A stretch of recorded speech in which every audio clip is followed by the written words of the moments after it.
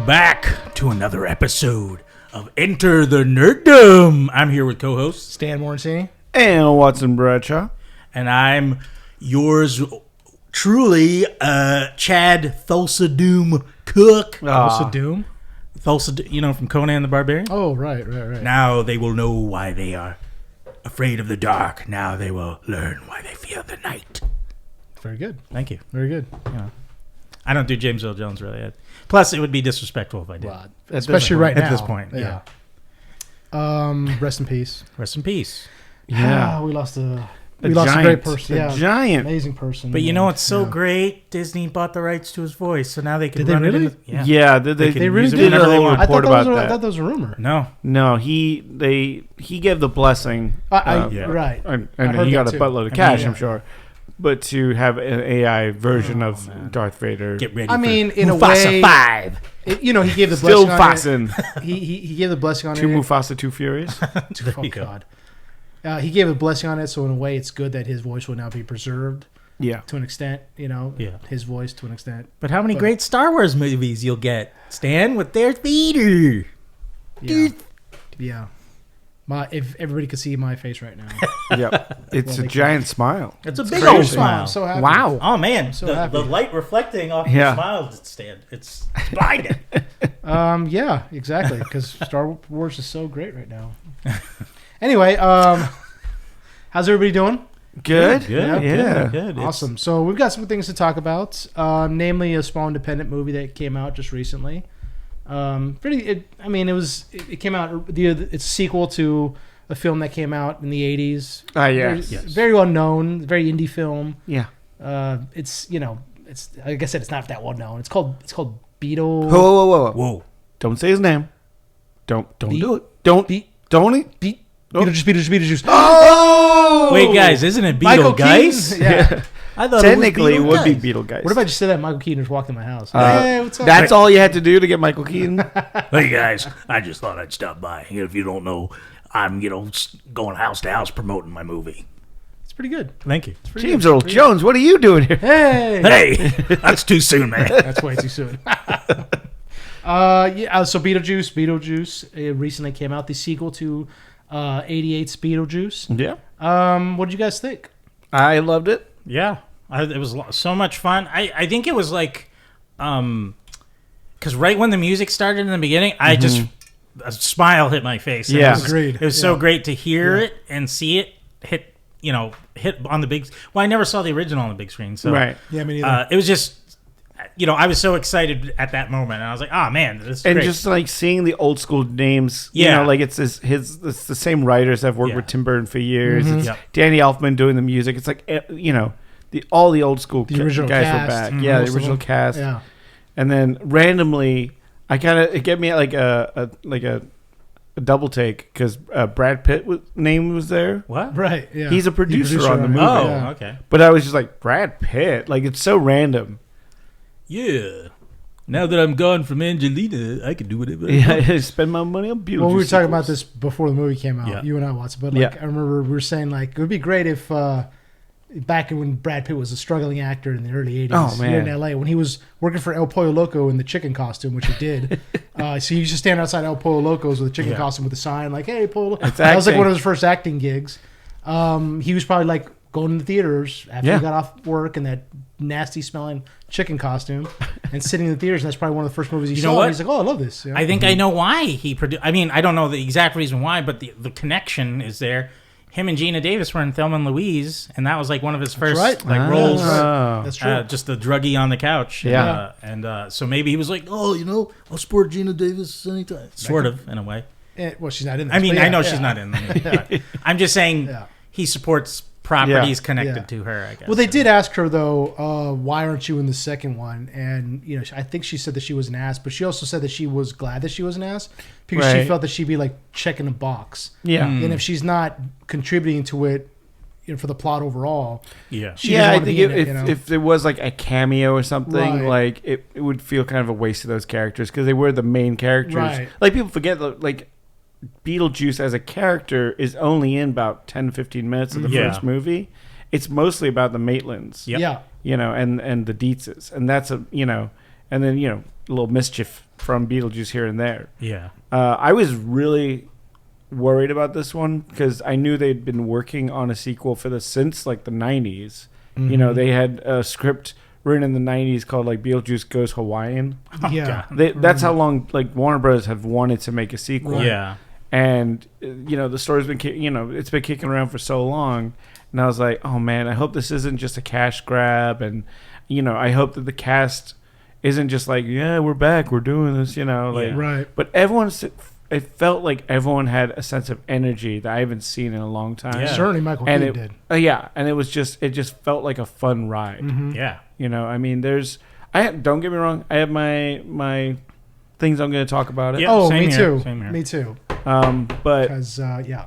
But yeah, I thought it was overall a really fun movie. It didn't feel like there's no slowdown in the pacing, I think. No. It was actually faster than the first one, I felt. Yeah. Even though it's probably a longer movie. I think some of the jokes don't hit as well as the first one, though. No. Well, that's the thing. I think it was because like since it was moving so fast, you didn't have time to sit with some of those jokes. Yeah. And that's why it didn't hit as hard, or it was just like, well, we have to get to the next scene. So, but I think it did feel a lot more like the Beetlejuice animated series. Very much so. Yeah. Yeah. We had more than the Netherworld. We had more unique, interesting characters popping up. And that's what I was hoping for. Not that it was like the cartoon, but that we got more of the Netherworld. Yeah, exactly. Anyway, so. Yeah. What do you guys want to break down like the plot for us? So sure. Like a quick rundown of it. All right. Well, basically, we are going back to see the Dietzes again 35 years later. Winona Ryder's character of Lydia is all grown up and is, in the first one we find out she can see ghosts. She's a weird and unusual person. Yeah, she is. Yeah, I love that. And we find out that not a lot of people can see ghosts in this world. So she is now a psychic medium, if you will, and has her own little ghost show.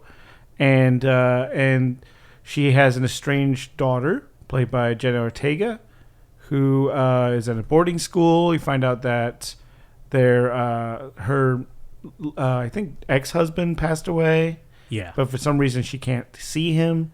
So that has put a rift between the two of them. And they have to go back to the original town because the grandfather has passed away in a pretty brutal way. Yeah, Jeffrey Jones. Jeffrey Jones' character, has passed. And so they have to go for the funeral, which then becomes a wedding. Which because we got Justin Theroux in there as like the sleazy boyfriend / producer of Winona Ryder's show, and is trying to like bolster himself up by like marrying her and like kind of riding her coattails, right? And he is just this sleazy scumbag of a guy who's trying to use like all these like buzzwords, like you think like talking about like his feelings for her and stuff like that. But New age, like man, very much like kind of like the Otho of the first, kind of thing. And then so we cut from there to the Neverrealm, and we see Beetlejuice is now, has a full-on functioning bioexorcist business. And he's been kind of sneaking peeks at Lydia through the years. Yeah. So she's been getting like flashes of him. Yeah.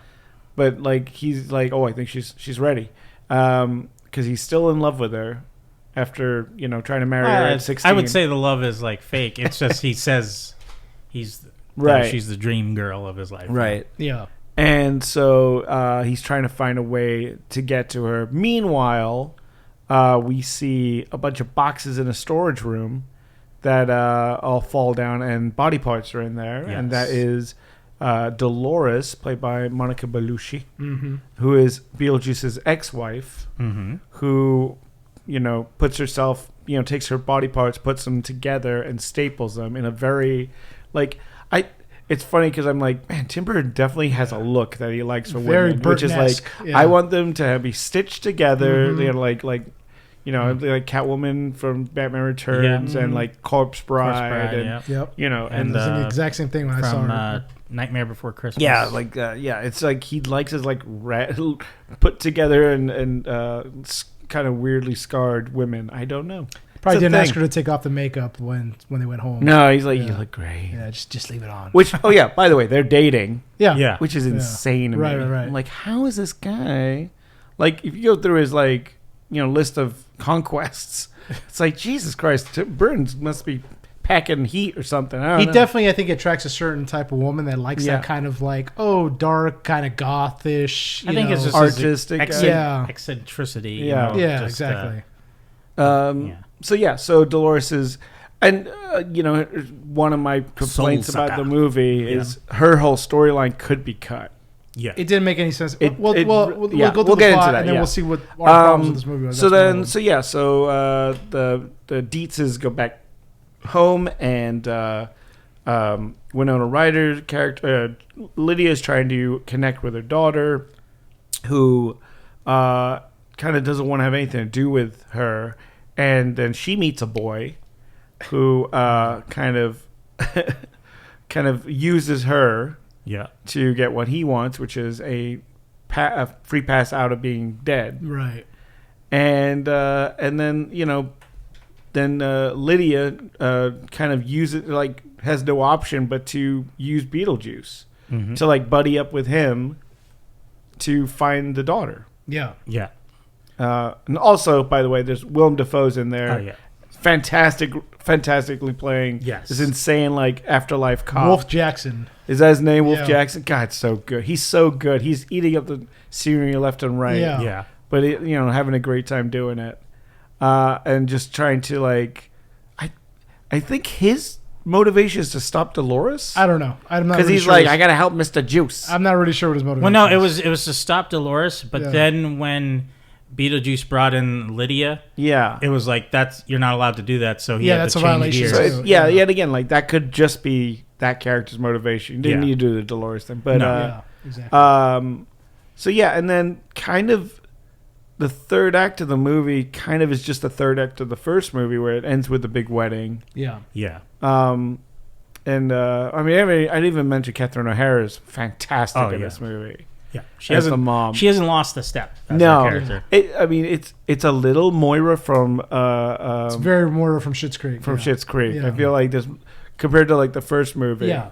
But I just don't think, I forget how old she is now, but she probably doesn't have the energy that she would, be like, come out! That type of, manic that she had in the first movie. Plus, I mean, she's screaming in one scene, remember? She's, like, taking pictures and her grief therapy or grief art, which I love that. Some of it. Yeah. Same with Beetlejuice, where he is still on, he's still good, but you could tell he's much slower than he doesn't have quite the energy. Yeah. But and then so then they kind of have a wedding at the end, and a lot of weird musical numbers, like the whole "Cake in the Rain" number was a little. That was a little much. It was a little long. It was funny because I think Jerry Ortega was in an interview, and she was talking about, like, oh, if you liked my dance in Wednesday, you're gonna, this is gonna blow you away, and I'm like, she didn't really do much. I mean, it was very reminiscent of the original Beetlejuice, where he's controlling, or the Valens are controlling them, and they're dancing around. It was kind of like that. And then it ends with a big sandworm coming and eating the bad guys. Yeah, exactly. Which is exactly how the first movie ended, and everyone kind of went home happy. Exactly. Yeah. Let's talk about some of our issues with the movie, because I do have a couple of them. All right. Mm-hmm. And you touched on it already, Watson. Monica Bellucci's character Dolores. I honestly thought she was going to have a much bigger role according to the trailer. Of course. The trailer definitely. And I thought she was going to be the overall, antagonist of the film, but she's not. She's kind of in the background. Yeah, it's just she's sucking souls. We don't really understand why she's doing it, but she is. It's not giving her any kind of power. I thought that would probably, like, be giving her some kind of, like, boost or something. Right. I thought it, like, her skin changed a little bit when she boosted. Yeah, but I mean, if it did, it was very subtle. And, it was subtle enough where you can see it. Yeah, so I didn't really understand what her character. It seems like she was just in it because, I hate to say it, but just it does seem like the truth, that she was in it because she's the director and the writer's girlfriend. Wow. I mean, maybe that wasn't. I mean, I'm not sure. I'm not saying that's technically, what it is, but, I would say, hey, if Tim Burton was still dating, or married to Helena, she'd that would have been her. 100% been her. Yeah, but I will say, I think the point of Dolores, or that character, is to give Beetlejuice some urgency. Like, he's in danger because he can actually die. Yes. From her. I suppose. Yeah, you're right. But I will say, yes, she didn't need to be in this movie because you could do a third movie, Beetlejuice, and then focus on that. That's kind of what I felt like with this was they took two scripts and kind of jammed them together. Exactly. They couldn't decide the between Dolores the story could have been a whole nother story. Yeah, and then the whole, Dietz's family drama or the 3 generational women in that house. That could have been a whole story by itself. Well, and that's what they were trying to make that generational drama the main focus of the film of this film, which was fine. They had some great scenes. I think the scenes with like Catherine O'Hara and Winona Ryder, and they're talking about like she was like, "Oh, when you were a kid, I didn't know what to do with you," kind of thing. Right, exactly. Yeah. And I was your stepmom, and so like, and her trying to like relate with her and her daughter's the Jenna Ortega characters. Strife, I was like, okay, I like that. I liked where that was going. It was fine. There's also some drama between them because Lydia can't see her or Jenna Ortega's father, right? And I guess she holds that against her because I think she thinks that Lydia's bullshitting the fact that she can see ghosts, right? And it's like, oh, if you can see ghosts, why can't you see my father? And Lydia's like, she thinks she's faking, like I literally can't. I don't know what's going on. I can't see him, and they didn't see. I maybe I'm wrong on this. Maybe you guys caught it, but like it seems like they didn't really make that clear that she thinks that Lydia's bullshitting. Yeah, it kind of seems like they kind of hinted towards it. Right. Well, no, I felt not that. You mean if the movie made it look like to me the film didn't make it clear that Jenna Ortega didn't 100% believe her mother. Well, no, because she reiterated that more than once. She like Astrid. I forget there was the time at the funeral where they were sitting together and she brought it up. Well, that's what she brought. She's like, how come you can't see my father? And then she's like, I can't. But she never, I don't think she ever says explicitly to her mother, like, you're full of shit. You can't. No, she does. She does when she's like yelling because I forget where it is. It's I think it's sort of when what's his name proposes to her or something like that. Because Rory at the wake. Yeah, at the wake. Rory, Justin Theroux's character. Yeah, and I believe she because I do remember her yelling it at us like, "Sorry, I don't believe you sold out on all that crap of doing your show and stuff." Well, it was awkward. I do remember that scene. It was a little awkward because somebody's talking to Winona Ryder to Lydia. And it's kind of awkward the way they threw Jenna Ortega's character in there. She just comes out of the house like, ghosts aren't real. You remember that part? And I was like, okay, they could have done that better, but all right. It felt forced. Yeah, it was a little forced. My issues with the movie are I was glad to see everybody back, obviously. Aside from the Monica Bellucci character, it kind of seemed like a disjointed movie. Like I didn't really understand where they were trying to go. Like I got that they have the main focus was this drama between the Dietz women. The generational, it's divide between them. Right. And I was fine with that. I was like, great, okay, that could work. But then they also threw in Monica Bellucci's character. Then they threw in, Astrid is pissed that Lydia can't see her father. And by the way, there's also... I forgot her name was Astrid. Yeah, exactly. I was like, who's Astrid? I did too, but I'm looking at the character names right now. Yeah. And then they threw in the boyfriend in there. And as soon as I saw this guy, I was like... When they were in his room, I was like, he's a ghost because all the stuff in his room was old shit. He has LPs, he has CDs. If you notice, he has a box TV with a Nintendo 64. Did you see that? Yeah. And I was like, he's a fucking ghost. Right, get the fuck out of here. I called it, and then we didn't see the parents' faces. I thought one of them was going to turn be Beetlejuice. Like, that'd have been interesting. Like the dad would have been Beetlejuice. Yeah. And it was very reminiscent of like Sixth Sense. Yes, where they're kind of in the background, but you can tell like something's off. Why can't we really see it? So it didn't surprise me when he was a ghost. I was like, okay. It's kind of surprised me that they said that he murdered them. Yeah. I like that. I like how it got dark with that. I was like, that's interesting. I was pulled in there really well. Yeah. I would like more of that guy because then he just kind of disappears. He gets his deal. Yeah. With her, then goes down and is like, see ya. And then Beetlejuice takes care of him very promptly. Right. So there's a lot going on in this movie that like he could have been a good antagonist. That could have been it. Yeah. Why wasn't the generational drama or divide between the Dietz women and then this? Yeah. And then that's when she has to go to Beetlejuice. Yeah. Right. But then they threw in Monica Bellucci in there, and I was like, okay. And then everybody has a subplot in this movie, and it's like if you have a miniseries or a TV series, that's easier to do. But in a movie, you're cramming a lot. Well, that's why I felt like 2 movies crammed into one. Man. Like they're just like, we don't know if we're gonna do a third. Right. We don't know if we got the time, so we're just gonna... So I was like, I was a little disappointed with that because I was hoping that it was tighter.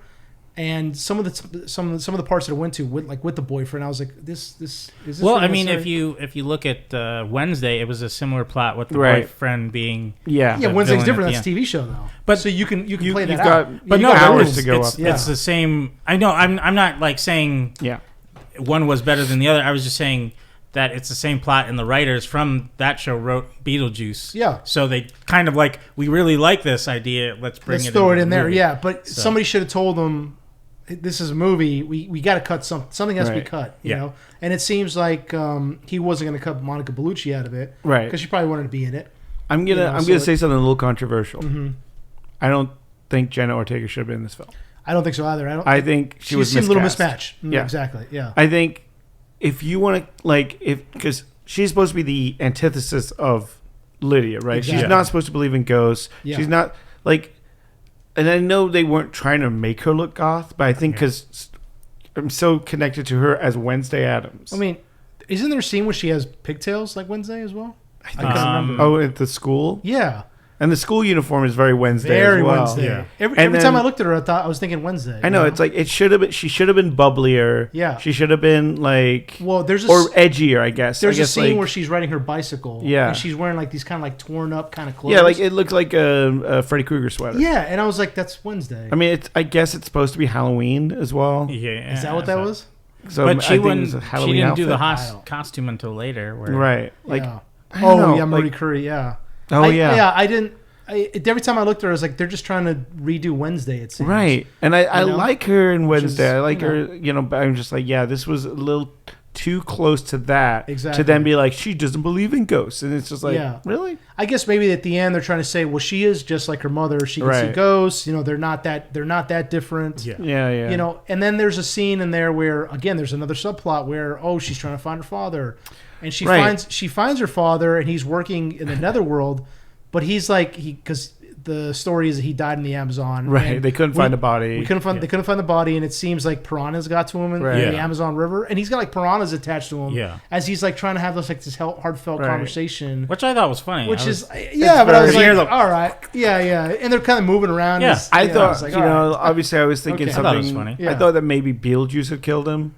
Because Beetlejuice kind of like is trying to get rid of the. God! That would have been. Yeah. Well, that wouldn't work because he'd have to be called. He can't just affect. Well, things.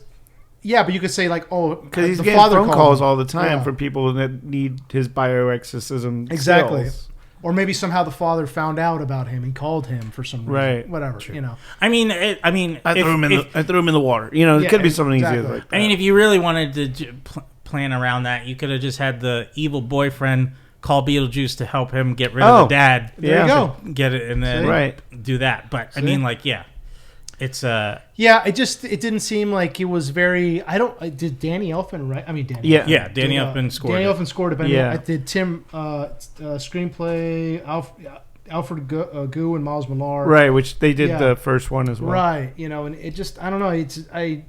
I wish it had been a little tighter. Is all I'm saying. Yeah. I still really like the movie. I'm glad got together. Like I said, I had a lot of fun. Yeah. There was a moment where I literally had the biggest like belly laugh. Which one? It's baby Beetlejuice when she gives birth. That thing just starts like biting on her. That's hilarious. I was laughing like Cape Fear style, just like I went to go see it with Julie, my girlfriend, and she was like really freaked out by it. She was like burying her face in my shoulder. She's like, "Oh my god, it's terrible." Yeah. When he's like, "I gotta spill my guts to you," and he's like, the guts all come out. I was like, "That's classic, like fun." It was definitely body. It was a lot of body horror, which the first film kind of strayed away from. It was made in the 80s. I don't think they had the ability to show all of that. Yeah. I mean, that's true. One thing I will say. I really loved the look of all like they try to keep the sandworms looking. It might have been CGI, but it looked like claymation. It was a mixture. It was a mixture of claymation. And, it was fantastic. CG. I think it looked great. No, it looked really good. A little weird when they showed Charles's death scene in that. That was really strange. I don't know why they did that. And like, I understand you're not going to have that actor in the movie because of all the allegations, or not allegations, actual proof. No, he was convicted. Yeah. He's out of jail now. Yeah, he's been rearrested for not updating his sex offender status. Yeah. But they sure use his image a lot, which I'm like, so he's getting a paycheck. Exactly. You know, there's his face right there on the tombstone. I'm like, oh, okay, so you are using him. And his claymation and the claymation looked like him. Yeah. Well, I think that's... And then even his character's like walking around all the time in the Never... But that's the thing where his head is bitten off, so you don't really have him. But it's still weird that his character's around, you know? Yeah. I mean, like... I also didn't understand that. Like, that's the thing. They could have just... Yeah, another thing they could have cut, because then you have... Delia has a subplot with her husband, and it's just like, oh my God, okay. What do you think about them killing Catherine O'Hara's character? Like, that was strange. With the snakes. Yeah, it was a funny moment. It was funny, and I didn't see it coming, but I wasn't surprised they did it at the same time. You know, I was like, okay, because I wanted to see. I get it. When, like I said, like the scene with her and Lydia, I was like, oh, this is going to be a 3-generational women story. Yeah. And to just be like, no, she's dead. Yeah. By the end, I'm like, oh, okay. Yeah, it was.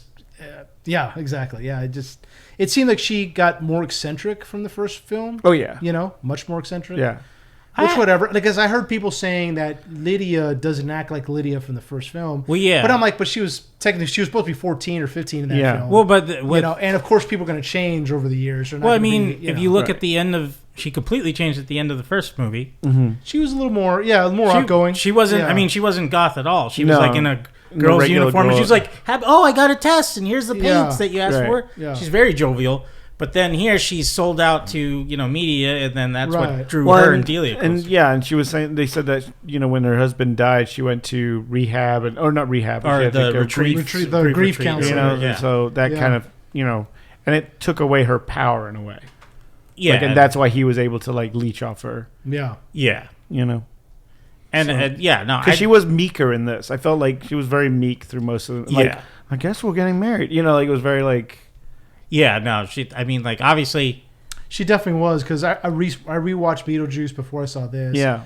And there's that part where Beetlejuice is trying to get him to say her name. Mm-hmm. And she's like, no. Yeah. I want to talk to... See, I would like at the end of this one if we got a little bit more of that version of her back, you know? Mm-hmm. Exactly, yeah, exactly. Sorry, Chad, you were going to say something? Oh, no, I mean, I forgot it, if anything, now. I mean, it's still a great film. I still really enjoyed it. I'm so glad to see everybody back together. Yeah. And Michael Keaton has not lost it, man. He's still... No, he's still going strong. He's like he just finished Beetlejuice yesterday. Yeah. And he's like right back to it. It's great. I mean, it's a credit to the concept of that character. It's like, he's covered in caked up in makeup with a crazy wig. Right. Like, you could play that character until he's 90. Exactly. And he'd be... Yeah. Yeah, it's not Indiana Jones, right? I can tell. I could tell in his voice though that it wasn't. Yeah, he wasn't able to hit those higher register of when he's very manic and stuff. But it still worked for him and stuff like that. So that's good. Yeah, and Danny DeVito cameo. I loved it. Danny DeVito was in it. I thought we were gonna get more of DeVito because I was like, oh, we're gonna get a scene with him and Keaton. I thought so too. I was that's why I was. For that's why I was like when she killed him, I was like, whoa, what the? Yeah, it felt like that was a reshoot or something later. Yeah. I think they just had to show that what she could do. Yeah, exactly. And like, I think that was just a nice cameo that. I like the effect of the soul sucking, and they just she like sucks him like a juice box. I felt bad for Bob. Oh, he was loyal to the end to Beetlejuice. Everybody in the theater when I saw it the first time, they were like, "Oh!" when she killed Bob. Funny because everybody got attached to Bob. Yeah, I like sucking head character when he's like hiding and crying. He looks so pathetic, and and he's like loyal to Beetlejuice. Yeah, he's like loyal to the end, man. It's the decoy. It's so funny. Also, but with Danny DeVito, I love the tribute to Penguin where he's just bile dribbling the bile out of his mouth. Yeah, that was great. That was great. Yeah, and we didn't speak on this, but part of me was like, I didn't want to know Beetlejuice's origin, but the way they did it, I loved it. I loved it. It was just enough. Yeah, it was that, but the way they did it was like, it looked very perfect. Like where he was, Spanish. And he was just narrating the whole story. Was so I was crazy. like, that was hilarious. That was the funniest part of the film to me. Yeah. I was like, what the fuck is happening? slowly becomes like a German expressionist movie. Yeah. I love it. Great. Yeah, I mean, he does mention in the first movie that he lived through the Black Plague. Yeah, and had a fun, good time doing it. And we got to see that. Yeah. Would you guys recommend this film? Oh yeah, and I believe it's already going to go. It's going to go streaming by Halloween. That's what I was hearing. Sure will. You know, like I heard that. Yeah, it'll be on like HBO Max or something. I'll pick up the physical copy. Yeah, I will too. Why not? Why not? I will too. Yeah. Yeah, like you were saying, Chad, when the opening credits were rolling and the music was going, I was like, I felt so good. all the good feels. I felt so good. Like the camera going through the town fake again? town. Yeah. I was like, this is it. We're here. And apparently, I mean, the production designers were very, they had the original plans of everything. Yeah. So they were very particular and make sure everything was. And they rebuilt the house. Yeah. Yeah, it's crazy. Yeah. But, I thought it was a fun movie. Yeah. And I felt like, Burns got his groove back in a way. Yeah.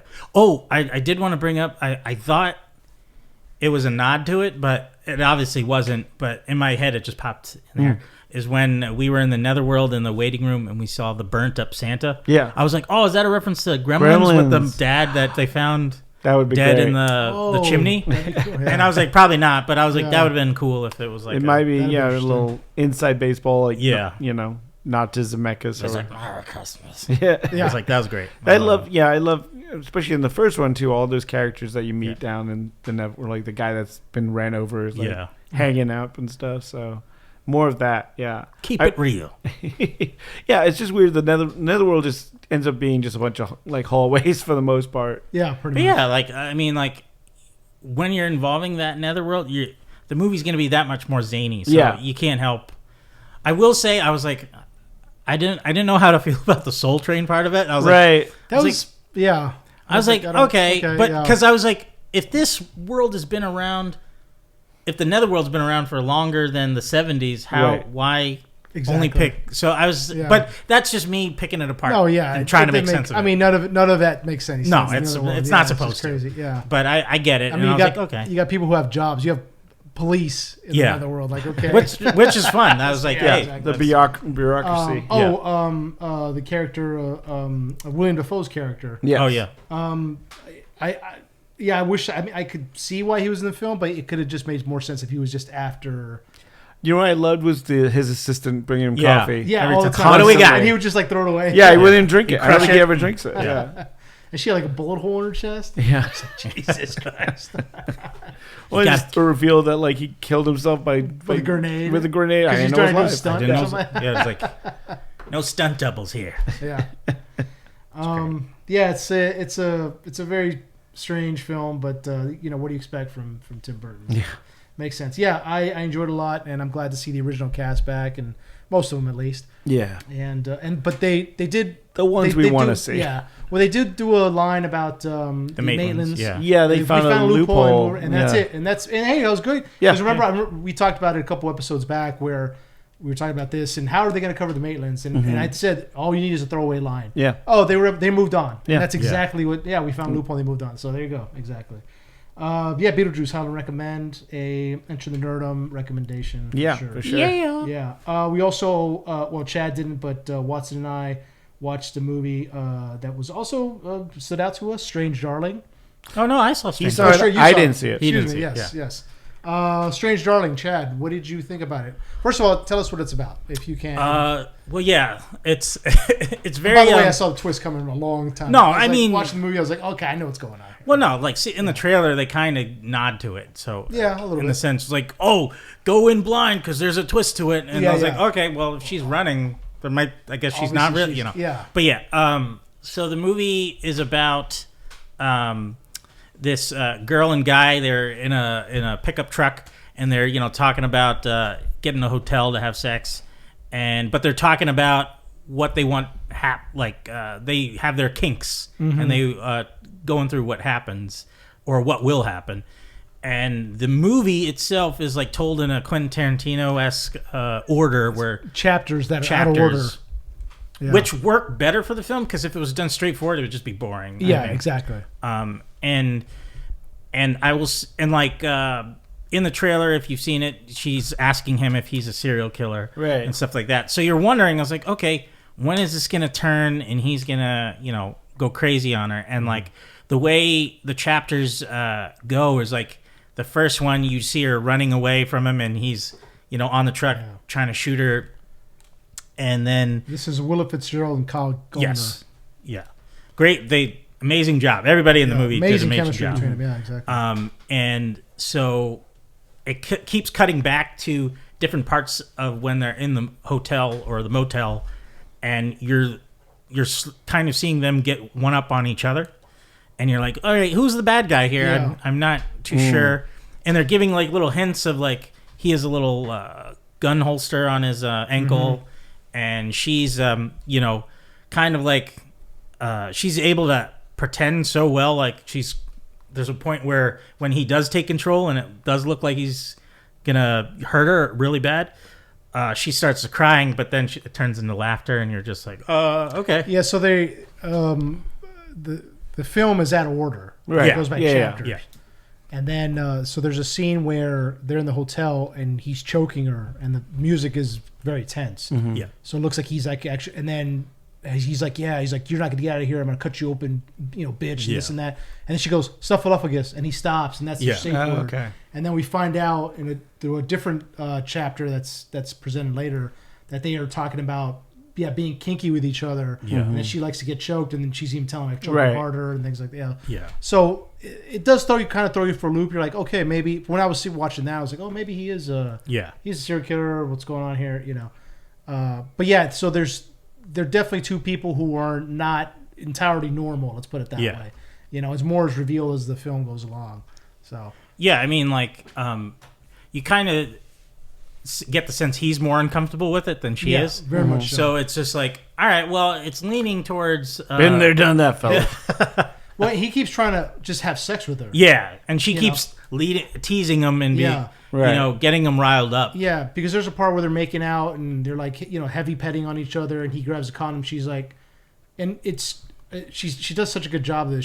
She's able to like get out of character very quickly. Mm-hmm. Yeah, she's like into it, and they're making out. Grabs a condom. She's like, well, aren't you in a hurry or something like that? Yeah. And he's like, he stops. He's like, what is going on? What's happening? Or is this going to happen or not? And eventually he does ask that, like, what's happening? Yeah. But, sorry, Chad, go. Oh no. And pretty much at a point where I forget. Doesn't she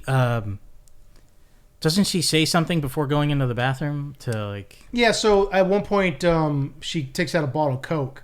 Yeah, a vial of cocaine. Yeah, and she's like, "Oh yeah, bag." Kids call that a bullet. Yeah, and he's like, "Well, I really haven't done that in a long time, and I don't know."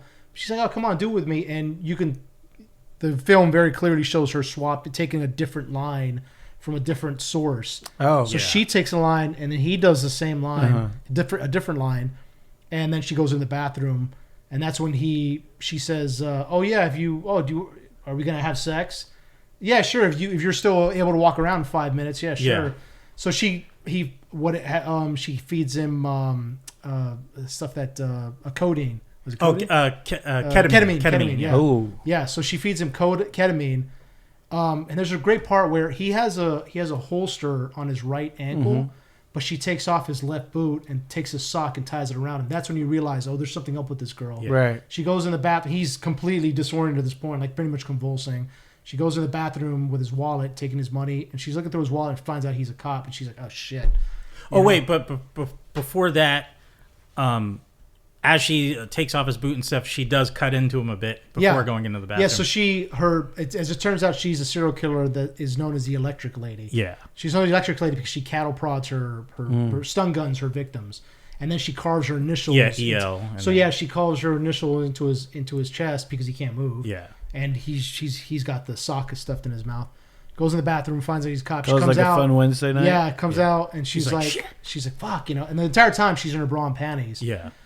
Which I'm saying that not just because, but it's important for the story. She comes out and she's like, okay, well, sorry. She goes to stab him, and that's when while she was in the bathroom, he was able to kind of come out of as much to pull his gun out of his holster, and she takes off her left ear. Oh. He shoots her, but he's not able to like actually finish the job because he's still messed up. Yeah. So, but yeah. Before that part, there's a part where he's like, "Fuck it, I'm leaving. You're crazy. Yeah. I'm through with this. I'm out." she walks out. She's like, okay, I'll see you later. He walks out. What a suck tease. Yeah, and she walks out, and she walks out of the room, and he's on the ground. She drags him back in, which is pretty terrifying to see. And he's huge dude, because what's his name is pretty big, and she's 5'2", maybe 5'4". Yeah, because she already fed him the ketamine. And he fell. He was already like feeling it, and he dropped to the. She was about to tase him, but she didn't have to. He fell. Yeah, exactly. He collapsed. Yeah, and Kyle Garner's a pretty big guy. And she's a small, kind of petite woman, but she's like dragging him back. Yeah, I was like, shit. Yeah, exactly. And the movie's also interesting in that. I'm amazed you're not calling bullshit on that. Well, you could pick somebody up, yeah, for sure. Especially if they're out. But the movie not did 5'2". The movie did this pretty interesting thing where in the opening credits they show, that's another way to kind of throw people off. They show like the credits of who's playing who, and Willa Fitzgerald is identified as the lady. Yeah. Kyle Garner's character is identified as the demon. So you're like, and then the movie starts with him chasing her and firing at her. Right. She's already like, oh no, this get away, girl, come on, get away from this terrible person, So it's that the movie kind of throws you off a little bit like that, and then we find, as the movie progresses, we find out what's really going on with these two characters. But yeah, eventually he's able to shoot her, and she runs out of the room. It's still in her bra and panties. She does this great thing, and one of the chapters is called "Can You Help Me, Please?" Oh yeah. Where she uses her, her, I guess her femininity and her vulnerability to play the victim. So every time she goes up to somebody, she runs up to him and says, "Can you help me, please?" She's crying, and she's imagine this woman in her underwear running up to you crying, "Can you help me, please? Can you help me?" And you'd be like, "Yeah, of course. What's going on?" Right. And here comes this massive dude, after, you'd be like, "Stand back, sir." Right. So she does that at the hotel room, and every time that there's 3 instances where she runs into people, and she uses that kind of tactic. First time is outside the motel room. She goes to the motel office, and she's like, "Can you help me?" And the manager's like, I'll call the police. Every single time that happens. Well, right before that, when she exited the room and the gunshot went off and took her ear, and she was running out, the neighboring. The guy next door. He pops out with his own gun. He's like, "What's going on?" Yeah, he's trying to kill me or something. And he's like, I'll see about that or something. Yeah, or something like that. So, but she goes to the office, and the hotel manager is like, "Well, I'll call the cops." And she's like, "Please don't call the cops." And then she stabs her right in the neck and kills her. Yeah. Damn. She takes somebody's car, and that's the car we see she's being chased down in by It cuts to the beginning section. Exactly. Yeah. So then she eventually makes it to a farm. Yeah. And it's like run by these two. One of them who is Ed Bagley Jr. Yeah. And they're survivalists. Yeah, so they're like secluded home in the woods. Same thing. She runs in the door. "Can you help me, please?" And of course they're like, "Yeah, what's going on?" And Bagley Jr.'s character is like, "Well, I want to call the cops." She's like, "No, man, please don't call the cops. Just do me this favor." And then we see that she just brains him. Yeah, with the phone. Just bam, just fucks his ass up. And then his wife walks in, and she's able to kind of escape. Well, at first she's like, "Yeah, take me to where your stash is, so I could." Yeah. Well, no, she wanted him to. It's like, "Where can I put you that is not going to take too long?" She's like, "The barn." The interesting thing about her character is that she only kills her victims, and she only kills when she has to kill. Yeah. Like she kind of goes out of her way to not hurt people if she doesn't have to. Yeah. Particularly women. Yeah. So this woman, I think her name, Madison Beatty. Yes. Yeah. She tells her, where can I put you? I don't want to hurt you. She killed her husband because he was about to call the cops. Where can I put you so I don't have to hurt you? She's able to run away because Kyle Gardner's character shows up, and then that's when he's like chasing her through the house and shooting into things that he's like, "Here, kitty." Yeah. So and at times when they cut to that, you think we didn't get that reveal yet, right?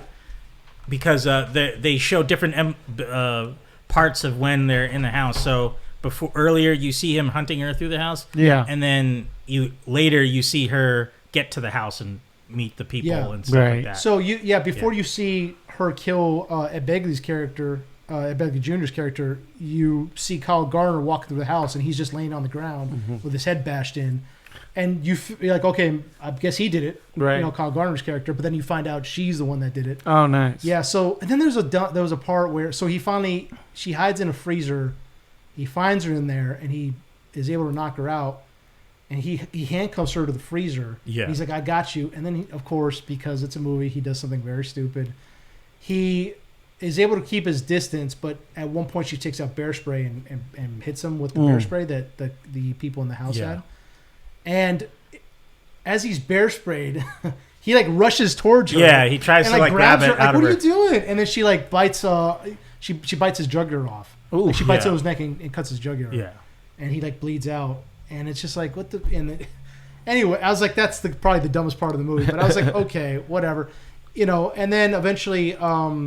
he wasn't thinking But he was like snorting coke, though, the whole time. So the cool thing... To fight the counter. Yeah, so we see him in the beginning of the movie, like as he's chasing her down, like he's just like downing cocaine. And we find out that's how he's able to kind of regain... Yeah, in the room, that's how he's able to regain his his bodily functions. Yeah. Because she has a bag of cocaine that she left there. He just snorts it. Yeah. Which counters the ketamine. It's really crazy. Yeah. It's really well done how they do that. But then eventually, as he has her locked up, she's knocked unconscious. He calls one of his police friends. He's like, "Hey, I'm in this house. Come check it out." Him, the guy that he played, he was in Breaking Bad. He played. He was one of the DEA. He was the DEA agent that was close with Hank.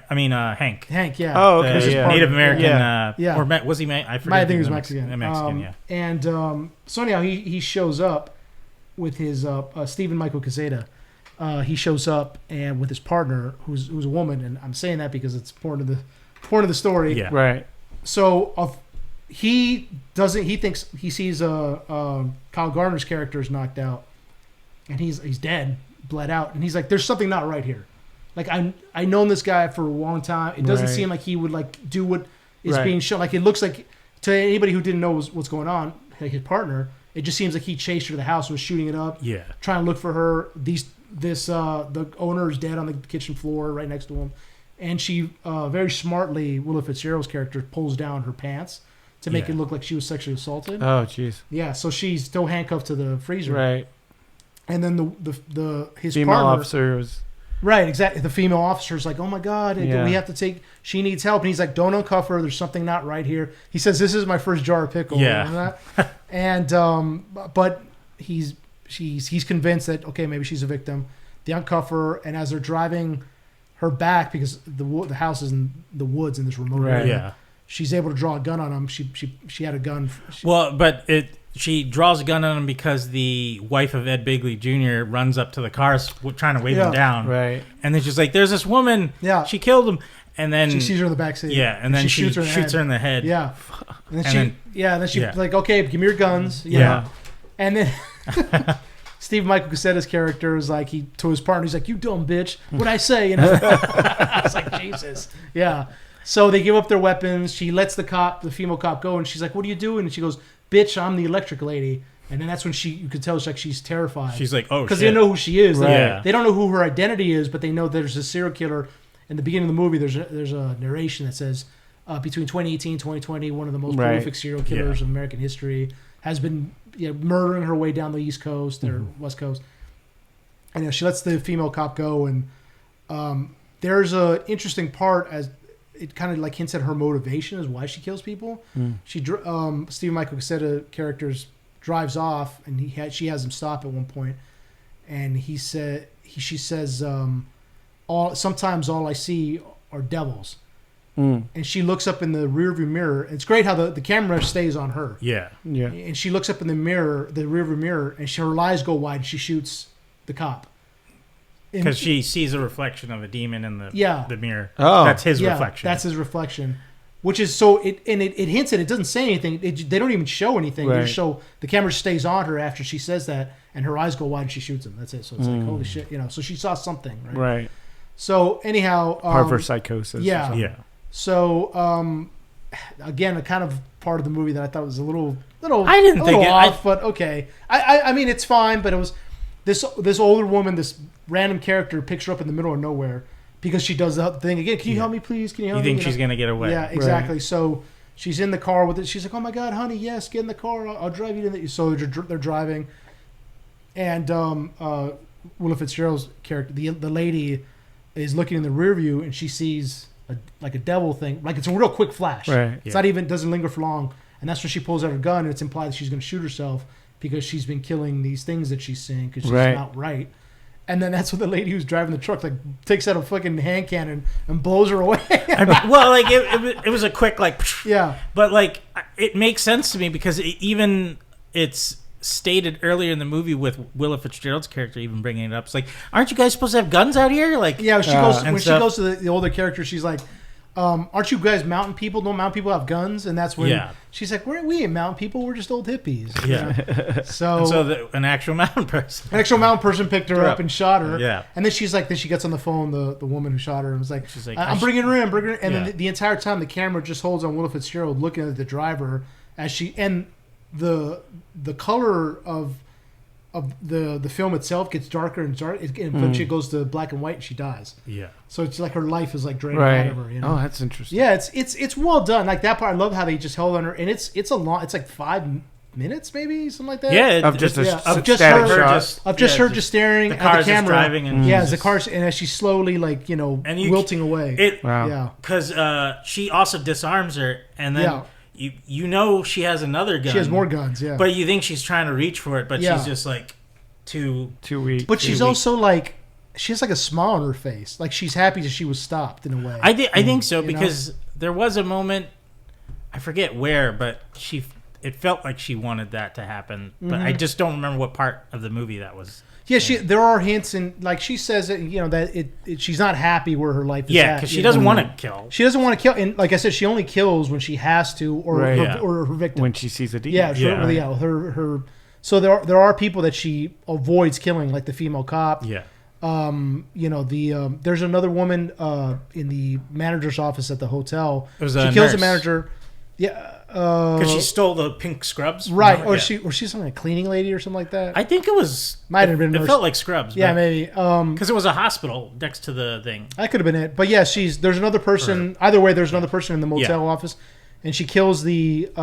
They're both women. She kills the manager because she's going to call the cops. Yeah. And the other woman's like, I don't want to get involved and get me out of this.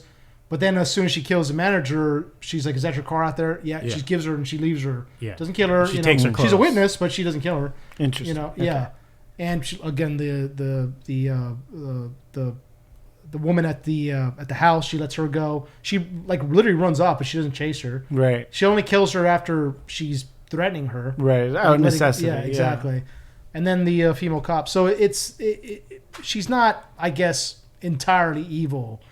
In a way, right. She has a code. She has a code, exactly. Or, I mean, she's mentally crazy because she sees demons. Right, exactly. Right. Yeah. So it's like... But it seems like the demons that you see are men.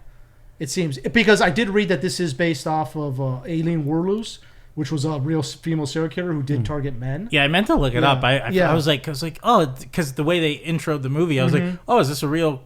Aileen Wuornos killed that we know of 5 men. She's the only female serial killer that is very well documented. But she was mostly she's not your typical serial killer. Not just because she's a woman. Obviously, most serial killers are men. All of them are men. But she was more of a took advantage of the opportunity to kill to get money. But she targeted men. She pretended to be she was a prostitute for most of her life, but then she would get in cars with them and then shoot them and take their money.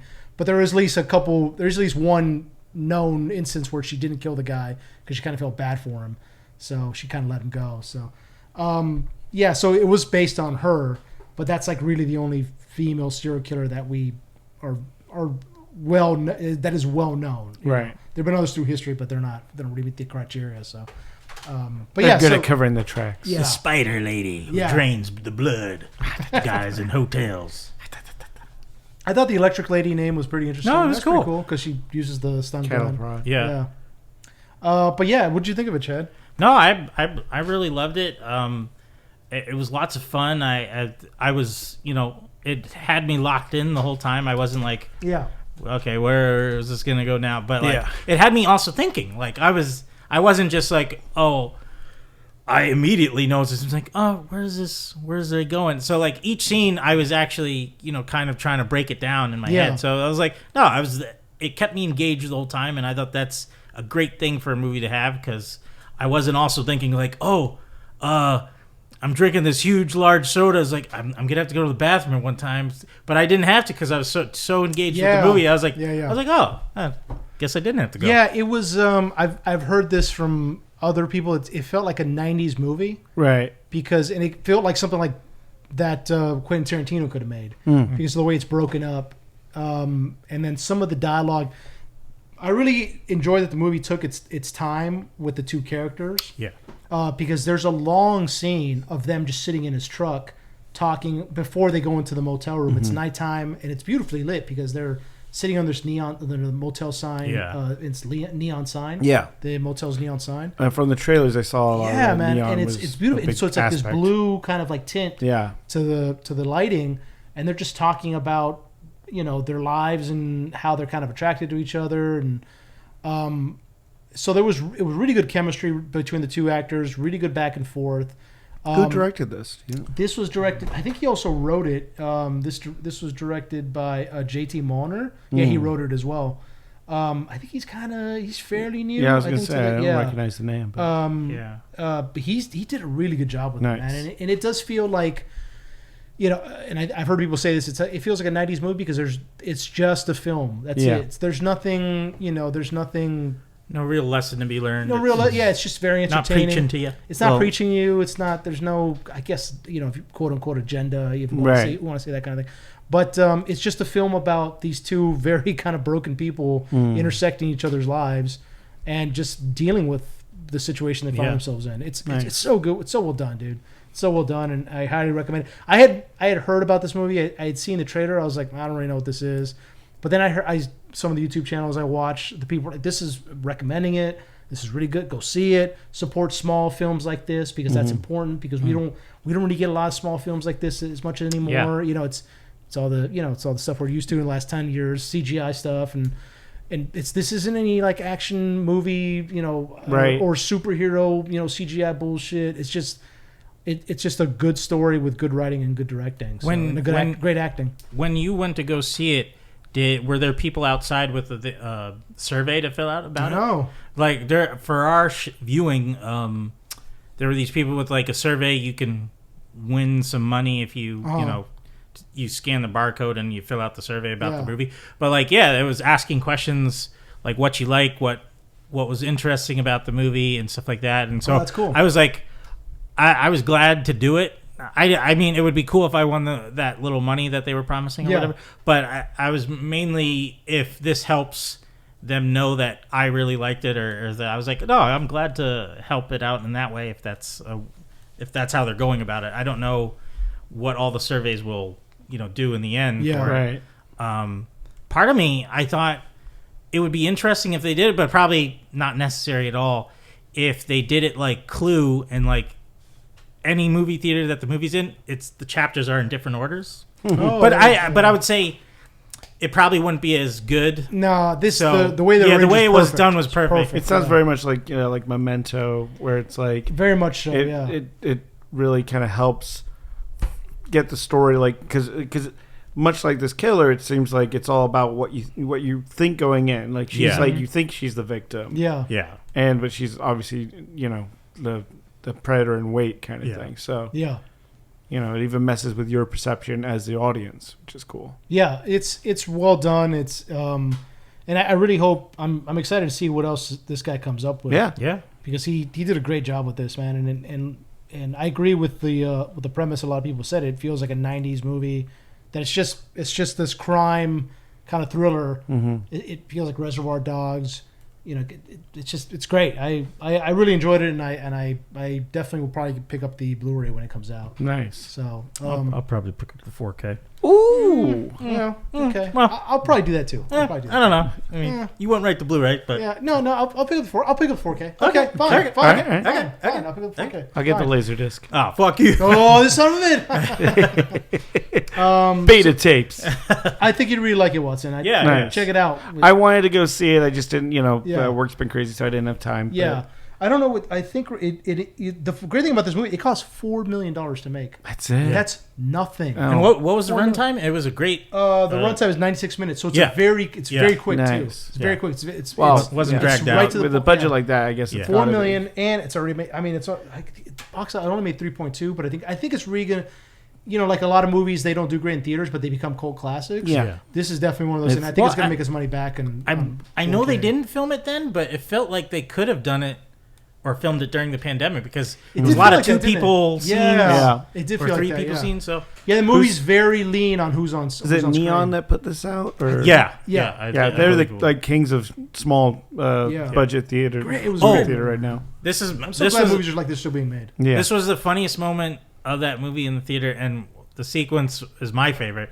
Is when we're meeting Ed Begley Jr. and his wife for the first time, and he's cooking her breakfast. Oh, that shit was insane! And it's just a top-down view of the two frying pans, and he's just piling on food piece after piece, like pancakes, sausages, a whole stick of butter. Yeah, a whole stick of butter. Everybody in the theater was laughing because when you thought it was going to stop, he kept going. More shit on there. I was like, I want to do that. It's a very deliberate choice. Yeah, I'll do that for Instagram story. Just make this unhealthy stack. It was it was a whole thing of butter, bacon, like a whole thing of eggs, bacon, pancakes, jelly, syrup, all kinds of shit, and just like piles of shit. And they were just like, it was like a whole this massive omelet looking thing. And you were just waiting for that first bite, and they're like, but it stays on them as they're eating it, and they're just going, and they're like smiling at each other, like, oh, this is great, it's fun. It's so a fun movie. The house is also kind of creepy because as she approaches the house, for some reason they're playing like Bigfoot podcasts, like on these loudspeakers. Oh yeah. Because it's really weird atmosphere. Well, no, I mean they're survivalists, but there was like a comment that the wife made, was like, you should tell her about Bigfoot. He's like, oh no, Oh, we don't go in the woods because of him. They're enthusiasts. He said it was like, are you sure it wasn't Bigfoot chasing you? Because it's like, there's no way you would have survived if it was Bigfoot. But they have these loudspeakers all around the house. That'd be a great twist at the end. It was just that's what he is. Fucking Bigfoot. Well, he just unzips his human suit. And at the end of the movie, before she was picked up by I thought the Sasquatch was gonna come out and just fuck her up. But throw her. Which I would have loved. You didn't know the twist was this was actually a Bigfoot movie. That would send the movie 10 out of 10 for me if Bigfoot came out. So Harry the Hendersons. Like if you remember the commercials, was it beef jerky commercials? Oh yeah, when he throws people against a tree trunk and stuff. I was like, oh, but if that happened, I would have lost my mind. That would have been so. That would have been great. It would not surprise me. But they're playing. They have loudspeakers all around the house, and they're playing like a Bigfoot podcast. It seems like very strange. I don't know why. They never explained it either. He was like, it felt like, because you heard him, and I think he was being interviewed, and he's like, I was out in the woods. He was kind of explaining his sighting and stuff. It's fucking weird. Man. But it's a great movie. I said, I'm so glad movies like this are still being made and being seen. It sounds like it. It's like. Everyone's been worried about just the big tentpole movies getting watched in theaters now, and I feel like we are seeing more and more of these smaller budget. Yeah, I think things are retracting. Making money. Things are retracting because I think studios are tired of it's 150, 200, $300 million movies.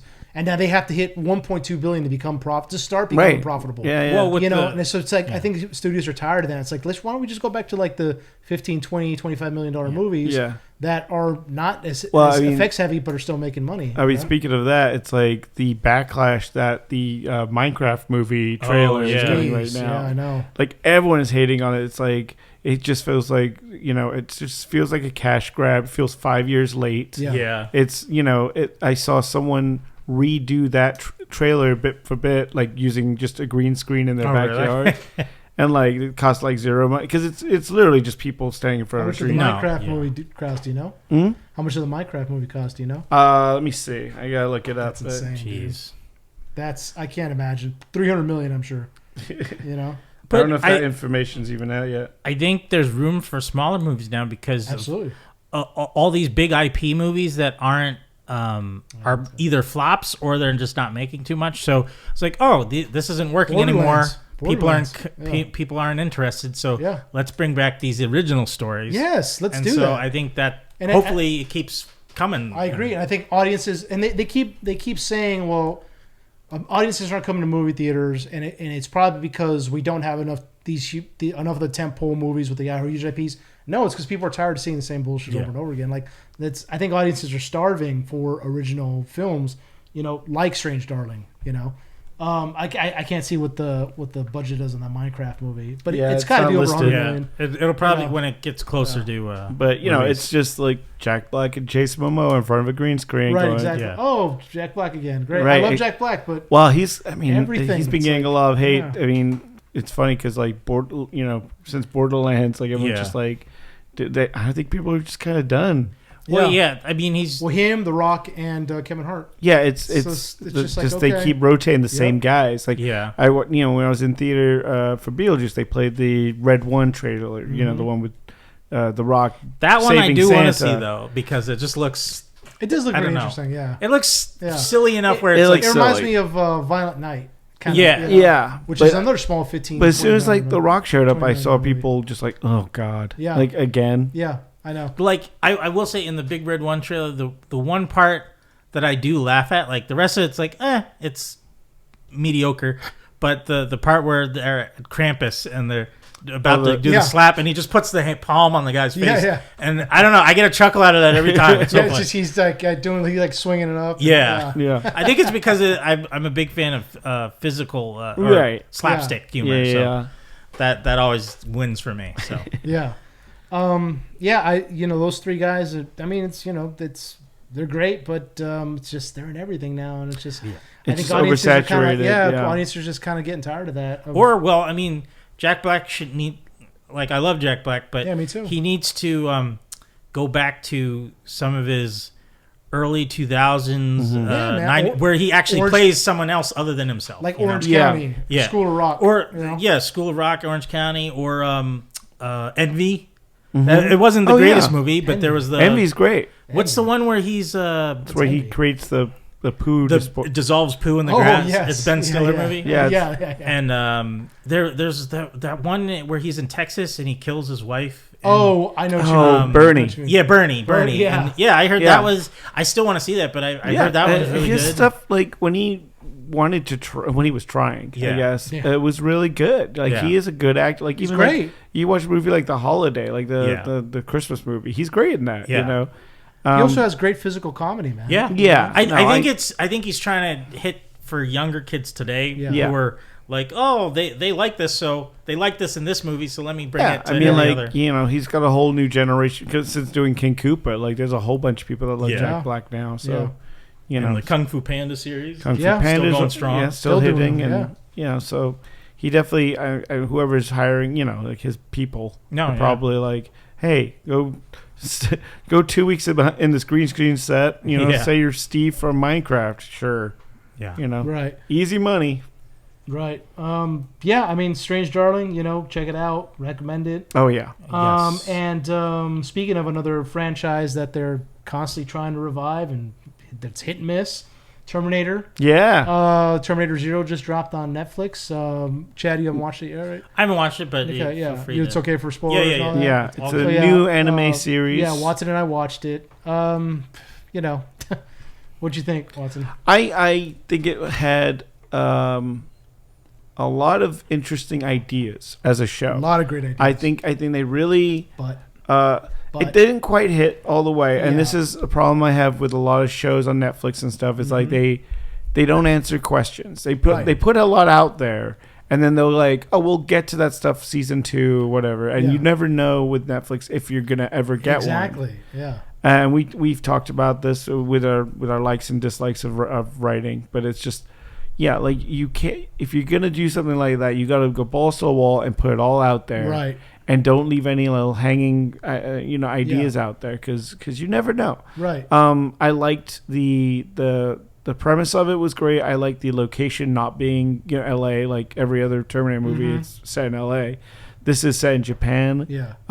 They're kind of going up to the original timeline, so this is set in 1997. Mm-hmm. August 28th, something like that, because the Judgment Day is on the 29th, so it starts like one day prior. You're in you're in Tokyo, and you're following a computer programmer and his family, who are kind of estranged. Like, he's a workaholic, and his kids, his wife died a couple of years previous, and all they want to do is go to the park to, it was like their mom's favorite place to go. Right. And he's like, I just can't. I got to work on my project. I'm like, okay, overworked dad. And then But they have a nanny. Huh? They have a nanny. They do have a nanny. Yeah. Who's a little naive. Yeah. And the kids kind of run rampant on her. He goes to work, and you find out he's working on a AI software program. There's also like kind of android robots walking around the city, like helping people out. Yeah, they like walk dogs. They work construction. So it's 97, but it's a little bit more advanced. Yeah, it's little, and you could very clearly tell they're robots. Yeah. And then we cut to 2022, is it? Or 2029? 2020, I thought it was 2022. Yeah, I thought it was. Where the dystopic Terminator future and the Resistance are, we gotta send a human back because they got intel from a Terminator that this guy Malcolm has been targeted. Yeah. Which is, I was rolling my eyes. But yeah. Again. Oh, yeah. Go ahead. Yeah. But yet again, it's like, okay, like I feel like they have to always hit these kind of beats to but they don't though. That's the thing. They don't. But go ahead. Yeah. So they send a human female back in time, and then she's in Tokyo and she's looking for weapons. There's no weapons in Tokyo. Yeah, which is, I thought that was interesting because there's a point where she's like, "Can I get guns?" And they're like, "You're in Japan. What do you think you're talking about guns? Like we don't have guns here." Like the only guns they have are the police. Police have these revolvers, right? And which are all like tagged onto, like everyone's connected to them, so they can't lose them. Which I thought was great. I was like, how do you fight a Terminator in a country that doesn't have guns? Well, and even the Terminator trying to find weapons, and he's like, he's got one revolver, and then at some point he like basically makeshifts a crossbow onto his arm, which I thought was really well done. So he pops it out and he can, bolt he shoots people. Like his bolts are like nails, like these long nails. But it's very interesting because there is that limitation, like what do you do? Right. But the Terminator doesn't need weapons, is the thing. Right. It doesn't. It could just tear you apart with its bare hands. Yeah.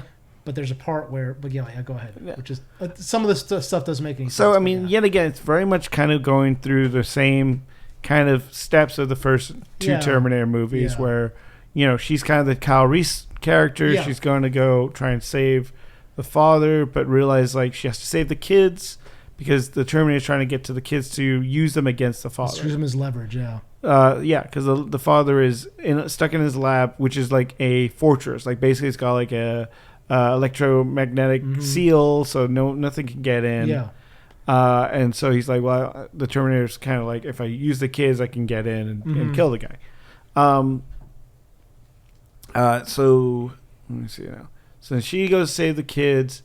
The nanny and the Terminator kind of get it. Is the Terminator and the nanny that she loses the arm?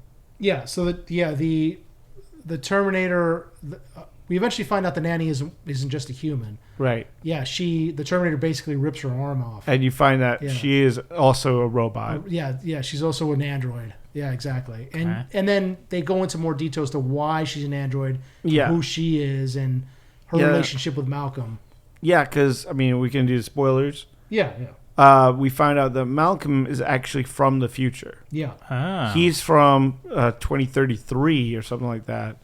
And basically is trying to like he was always like good with machines and stuff, and was Masaki, like, by the way, the nanny Masaki. Yeah. And so his whole goal was like, well, I think everyone's trying to figure out how to destroy the machines. What if I'm able to talk to the machines and create a machine that will find out what the Skynet's like goals are and what does Skynet really want? After they kill all the humans, what they do then, kind of thing. Yeah. So he creates a AI, which is Musaki. Yeah. And the human resistance find out about it. They want to take the robot out. They were like, you can't create this kind of thing. He kills like a few humans in the future and goes, well, I'm fucked. We gotta go back in time. Again, it didn't, he's like, it comes out of nowhere like, oh, I designed a time machine in my lab here.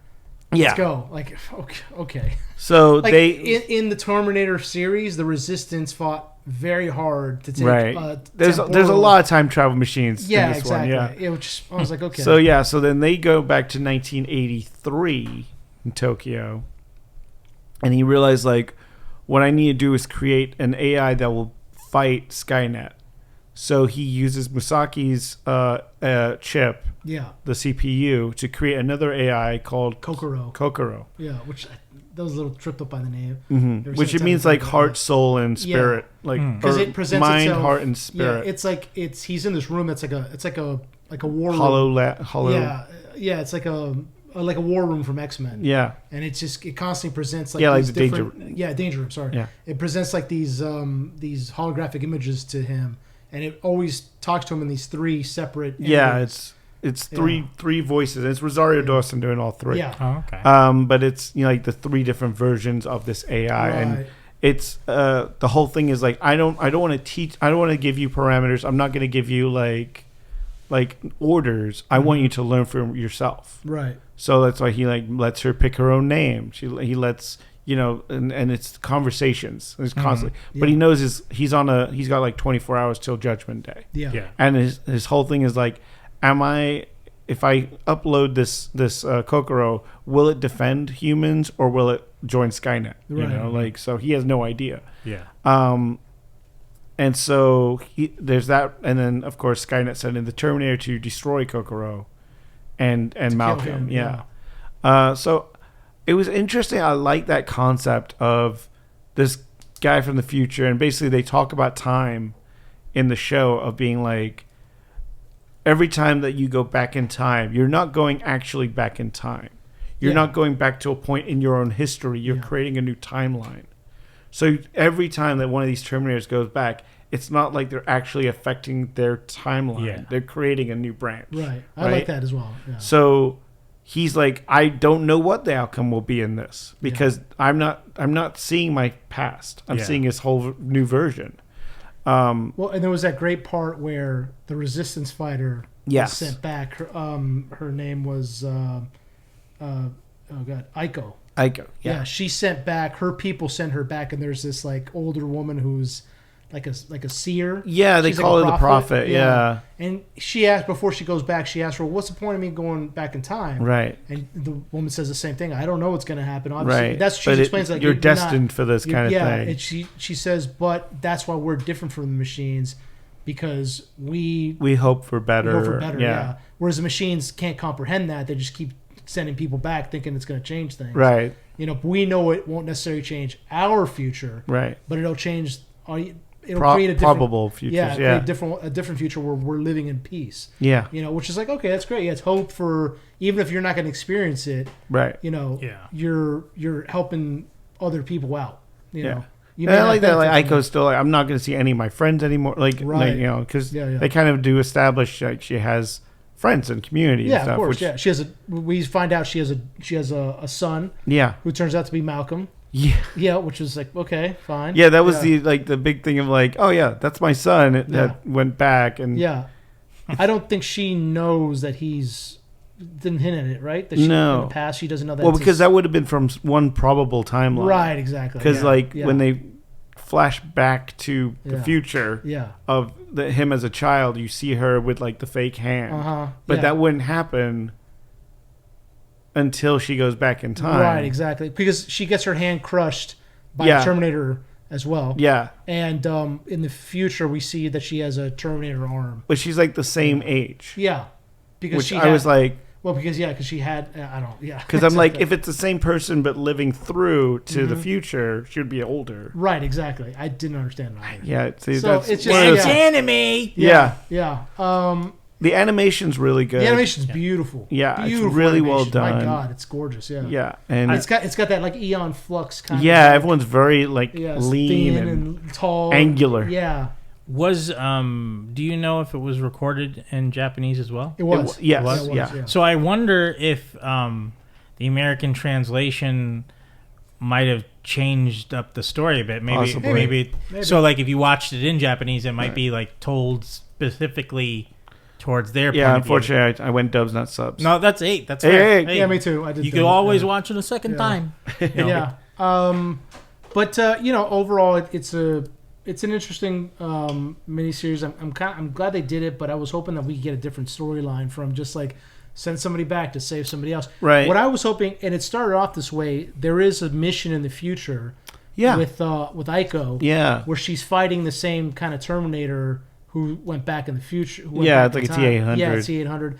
Oh, that was so towards the end, Aiko is pretty badly wounded. Malcolm is killed, and we find out that I kind of missed this. I don't know how this happened, but the Terminator now his mission is different because like now Malcolm's son, he has to protect him because the Terminator can't self-terminate, so he tells Malcolm's son to turn the EMP that's at the lab that can cut off Kokoro, destroy Kokoro, and there's a cool scene in there where he like has to protect because Kokoro sends those robots after the kid, and so he like the Onibot, whatever they're called. Yeah, he seals him in this room with the EMP, and like he's just like bashing as they're like pushing through the room, he's like kind of holding on to like the door frame as they're trying to push through. It's a really well done scene. Oh, we kind of skipped over a big thing. Kokoro is put online by Malcolm, and then this is also confusing. Skynet does fire the fucking nuclear missiles towards Tokyo, but then does she intervene? Because she intervenes. But I thought she convinced. She says, she's Skynet, like, I talked to Skynet. Yeah, and Skynet decided to hold off. Right because her, I guess her. I didn't really get it. I was like, okay, why would Skynet do that? But okay, whatever. Yeah. So she stops the. Because they're like female Skynet. That could be Skynet has a boner. Just made of chips. Yeah. But you liquid metal 1010. Yeah. It's just binary, like they're talking to each other. Oh shit! Oh fuck! Oh wow! Dirty talk. But you see the missiles flying into the Earth's atmosphere and they detonate. Yeah. And then Kokoro turns on the Omnibots or whatever they're called. Yeah. And she turns them on the capital. And they start killing people. They start murdering people. Well, because she wants order and she wants to save as many people, but she's like, if you don't listen to me, I'll just kill you. I don't care exactly because she doesn't really care about human life. And that's a pretty that's a pretty cool scene where you see the Omnibots are turning on the population. The police are gunning them down. Right. But they don't really have like weapons themselves, so the robots are using machine guns and rifles. It's like that they stole from the military. Military.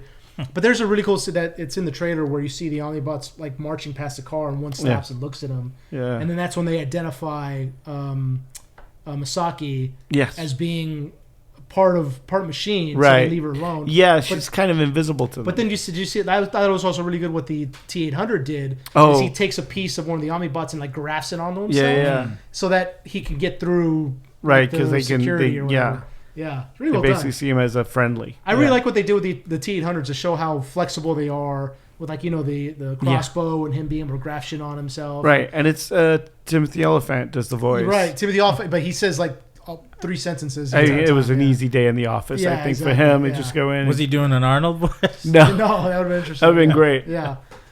There's also a really well done scene where Aiko fights the T-800 and because they don't have guns, she has to use like sulfuric acid on them. Yeah, she's using chemicals. She's like she has like these like chemical bombs that she's like launching at him to like kind of slow him down. It's pretty well done, but because it's affecting his bio. It's eating away at she targets his knee. Oh, okay. And like the flesh eats away, and the knee kind of like buckles. Yeah, a little bit. Because it's like affecting his mechanical hydraulics. Components. Yeah.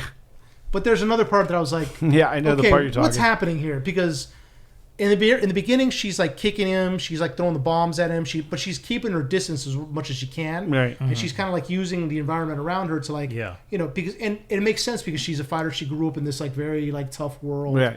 Then she learned knows how to take them out. Right. So she knows how to fight the hunter killers and the T-800s, and she's like swinging from things and kicking them in the face. But then at some point, and you see the Terminator very clearly like fucking people up, just grabbing them and like crushing them, with one arm, as they can do.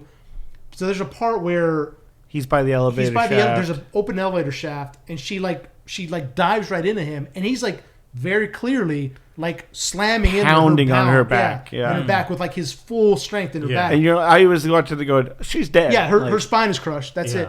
And she not only that, but she's not only is she able to take it, but she was all the way able to push him down. Like he's like 10 feet away. Right. And she like pushes him the entire time. And they even established later where a human cop tries to do kind of the same thing, and he doesn't even make a dent. No, at all. Yeah. Does she have any robotic? Well, that's what we never found out. It doesn't seem like it. Because if it was like like Grace in Dark Fate, exactly. That's exactly what I was thinking. Like, is she enhanced human? Yeah. That would have made sense. I was like, okay, that's cool. Do that. But they never mention it. They never mention it. So it's like if they don't. And I was like, they better. I was thinking while I was watching that, I was like, they better explain this later on in the show. And they don't. So I'm like, well, what the fuck then? Yeah. Like, is she human or is she enhanced human like Grayson? Right. Like, what's going on? We never find out. And we're probably never going to find out because there's probably only a season we're going to get. Yeah.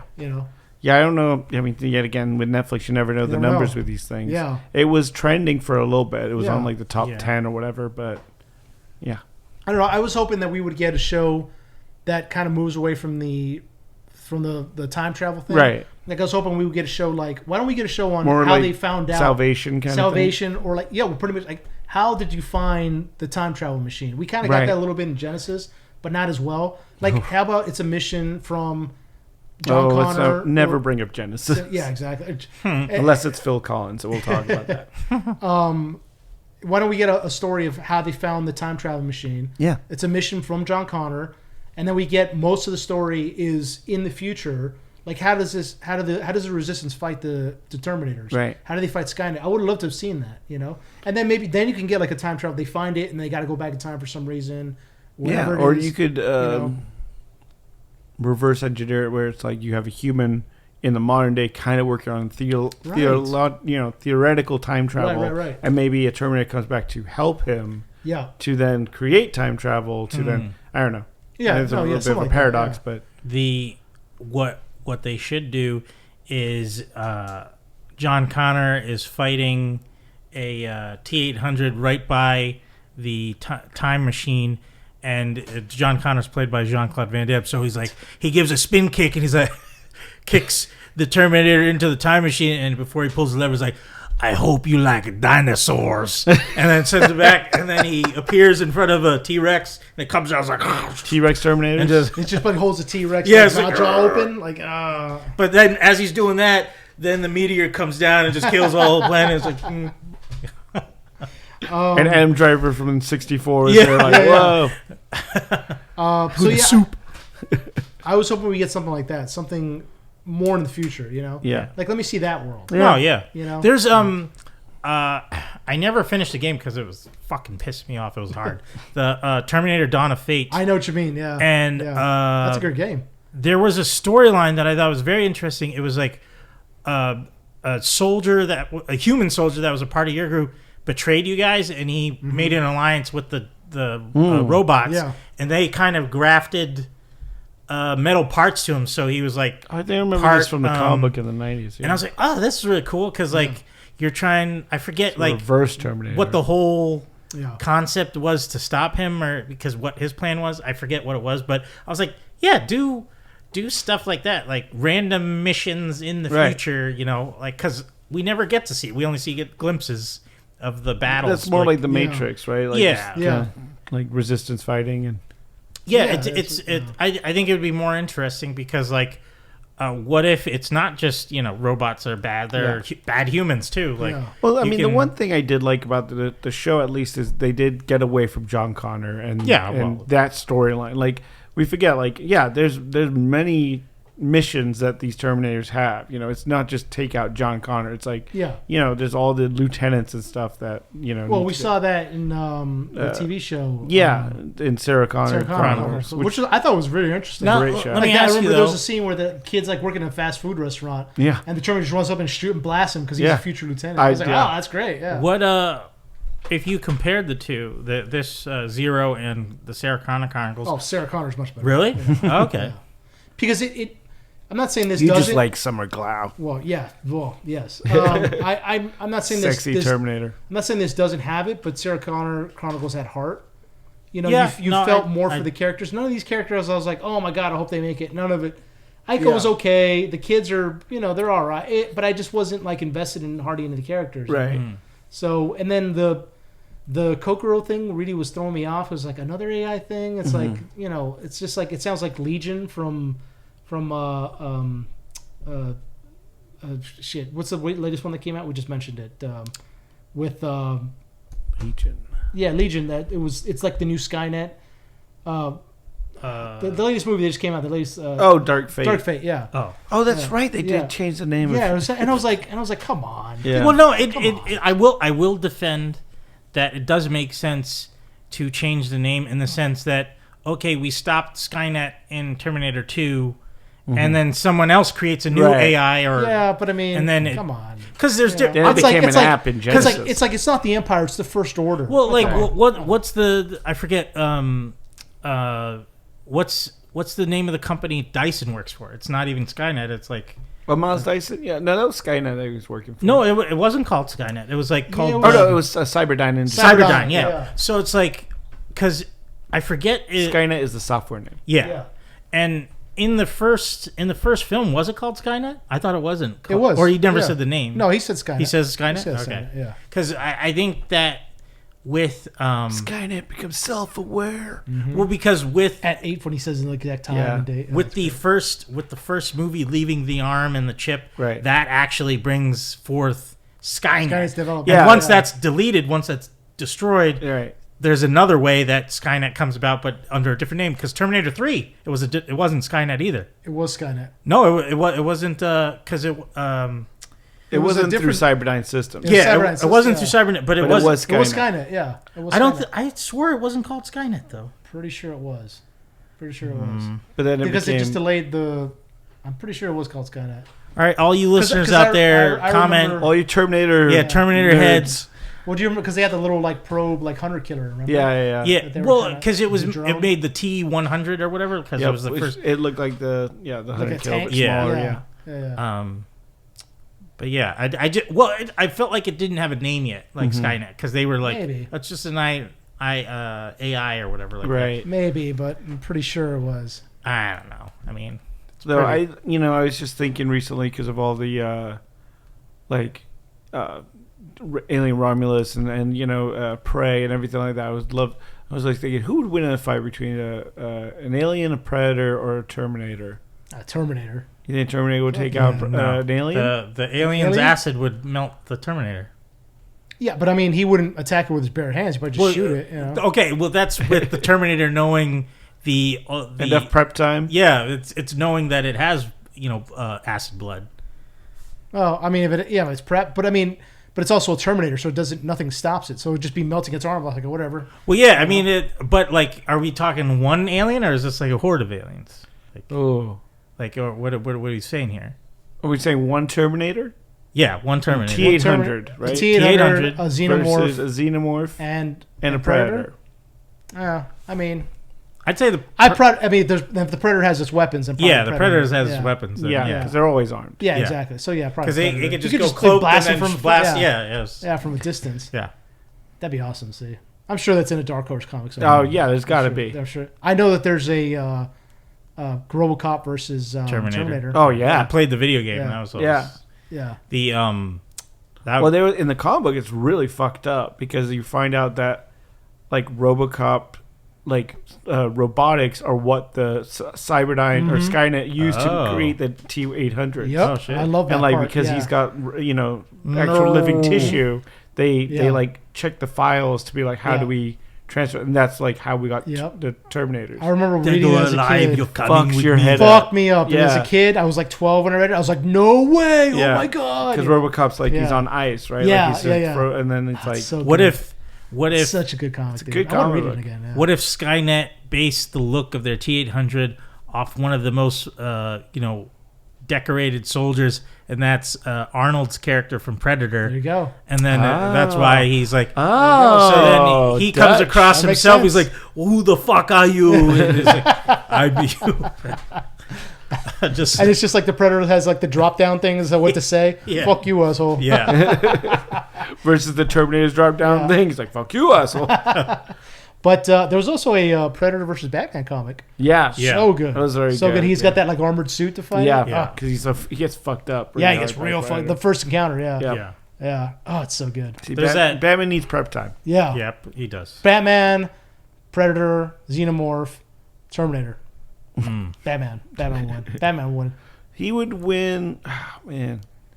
Because there is a Batman versus Aliens book. There is, I forgot about that. I never read it, but there's also a great Superman versus Aliens book, which is really well. Because I think that's interesting. Yeah. Well, I mean, how does that work? Come on, he'd be so overpowered. It's versus like 1,000 aliens, like they're coming at him. He doesn't like the acid wouldn't even affect him. Yeah, bitch, whatever. So he's a little too overpowered. Yeah.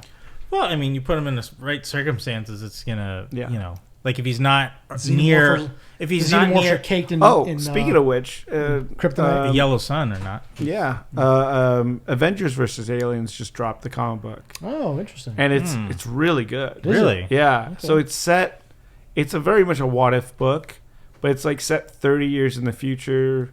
So the aliens land on Earth, and like 30 years of shit happens. And so the Avengers are like pretty much just old and like beat to hell. And like humans are almost extinct kind of thing. No way. And I mean, like this is a great bit where Miles Morales, face hugger, like gives him Miles Morales' face. Uh-huh. And I mean, do you want me to spoil it? Like, yeah, it's all right. Okay. So fine. Spoilers, Miles' suit, right? Like, yeah. So basically, the face hugger lands on Miles' face, and you're like, "Oh shit!" Does he have a mask on or no? He's got the mask on. Okay, he's got a mask. But then you see the black of Miles' suit just goops onto the face hugger, and you find out he's been wearing the Venom symbiote the entire time. No way! And so it's the symbiote takes over the face hugger. No way! And he's like, "I don't like this kind of thing," and he like morphs back onto Miles, so he's got like a face hugger like attached to his suit. Oh, that's sick. It looks really sick. Cool. Yeah, that's awesome. Crazy. That sounds dope. But it's a good book. I would hope that there's a scene where Iron Man gets a face hugger and then it bursts out his like core chest heart thing, but the thing is, it's fused with the tech. So it's like a tech xenomorph, weird, like just the kind of wiring in its skin. And it goes into a suitcase. Nanotechnology. Terminator Zero, check it out. I don't, I mean, it's. I think it's worth a watch. I think the animation is beautiful, fairly well written. But yeah, I mean, it's a different take on the Terminator franchise. And I'm all for it. Yeah, I'm all for it. I want more. I love Terminator. I love the lore of it. Me too. I get why Cameron never came back to it because the first two are so beautifully done, and it does kind of end. Should have just stopped. Yeah. Really. But they've been trying to capture the magic of the second one for the last 30 years. And it was one of the highest grossing movies. And, exactly. It's hard to say no to money for a lot of people. Exactly. And they're just going to keep making them. Fine. Well, I'd say now if they... I like Dark Fate. I didn't think it was a bad movie. Well, you're the only one. I know. Yeah. I actually didn't think Genesis was that bad. Wow. Okay. There's a part... We're going to fight over this later. You know what? I'm going to say this. After seeing all those films... 3 is better than anything that came after that. And that's I don't know about that one. I don't know about that one. And I will say that because... Salvation was not bad. Salvation's better than 3. I will say Salvation looks better now. All the time, because, they're not doing the time travel in that. I have to rewatch it again. I'll give it that. But it was just very... there's a lot of, like... slow. And, like... Not a lot of war happening. It was just like a lot of planning, and I was like, it was a lot of like daytime. It was like, let's have a meeting about how we're gonna take down Scott. I was like, what? Just go. What the fuck are you doing? They had like the military. This is the future. There's robots shooting people, blowing them away. Like what? They're a little too organized. Yeah. The thing that I never understood about the Terminator franchise, the universe itself, is that the machines are. They build things that are very like human friendly, like they have stairwells and emergency exits. Why does a T-800 need a gun when you just have a gun arm? You know? Right, exactly, yeah. And that, but one of the great things I love about that is the I think called the T-300s or T-100, the first Terminator. Yeah. He's just walking around with this backpack with this Gatling gun. Yeah. And his skin is all like it's like that. That's a T-600. T-600, yeah. That, they talk the way that it moves, the sound it makes, that kind of groaning is. Oh, I love. Well, and they talk. That's straight from the first movie when Kyle Reese is like T-600s. You could tell they had rubber skin, easy spot. Yeah. So I love that they called back more of that, guys. And exactly, and I love how Kyle Reese describes the T-800s. It's like sweat, bad breath, everything. It's so good. So it's a great franchise, but ever since the second one, I don't know. How about this? It's been okay. Teenage Mutant Ninja Turtles versus Terminator. Ooh. Now, are we talking about rated R? Turtles, where they actually use their weapons, or are we talking about the Saturday morning cartoon? Well, no. If it's like the '80s cartoon, that's what I mean. Screwed. Yeah. Well, I mean, like if it ripping was out hearts. If it was the '80s cartoon, then we'd get more of the Donatello like making these weird machine things to help fight. That's true. But no, I'm saying they really use their weapons. Oh yeah, no, they fuck them up. Well, I mean, I don't know. I don't think their weapons would cut like through his arm and stuff. They would cut. They were cutting. I mean, they were cutting about foot soldier. Oh, that's true. You know what? And they were cutting their weapons. Bebop and Rocksteady's weapons. You always cut them. Remember? That is true. Slicing them. Okay. So I think magical. I think so. They fought alien stuff from the Krang. So that makes sense totally. Yeah. R.I.P. to the OP Splinter. Splinter. I know he passed away. Yeah. How old was he? Does anyone know? 80 something? Something. Yeah. It was up there. Shoot. No, Peter Renaday. Yeah. He was 89. Damn. Mm-hmm. Great job. Yeah. Rest in peace, sir. Thank you for all the great memories. I know. Yes. I was like, this whole week has been like James Earl Jones, and then comic book creator. I just dropped his name. I just sorry. Comic book creator. He posted about him on our Instagram.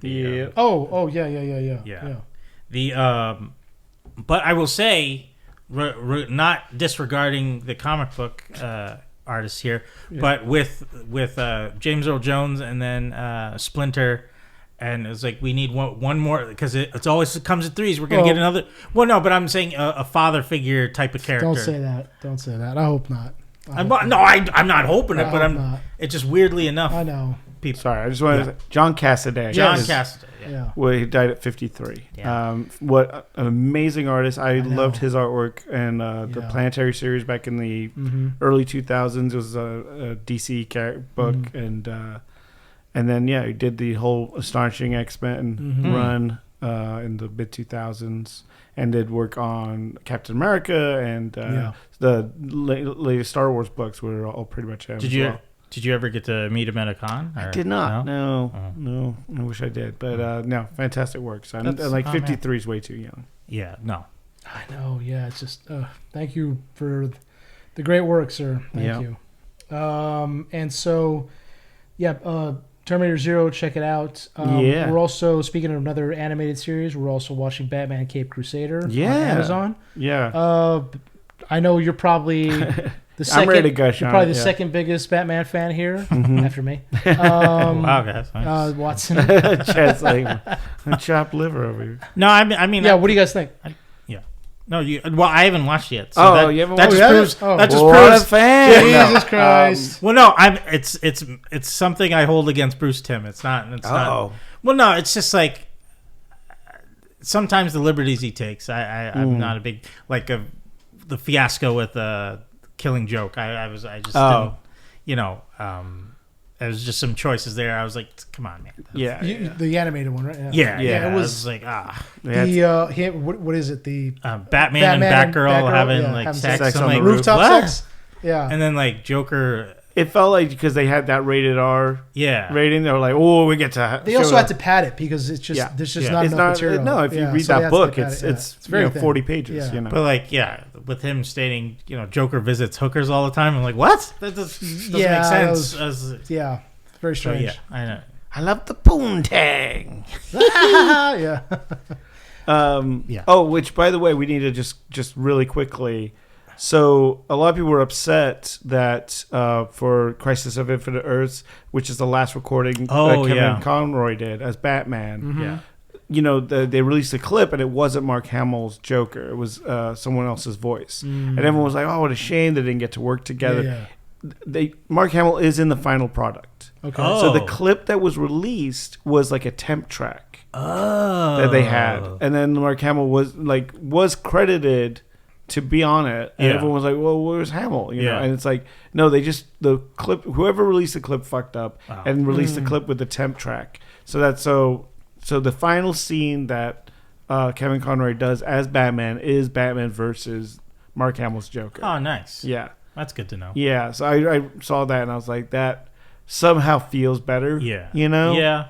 Like it just kind of a full loop. Full circle. That's part 2, right? Or is that part 1? I think it's part 3. Oh, damn. I'm behind. Wow. Yeah. Because, they cut it up to 3 parts. Yeah. But speaking of which, Caped Crusader. Yeah. Mm-hmm. I really dig this show. I think it's very interesting that they've gone. It has that same Tim look. Yeah. Mm-hmm. But they made a the animated series had this kind of timeless feel, right? Where it's like had this kind of Art Deco 40s look to everything, but there was computers and pagers and stuff like that.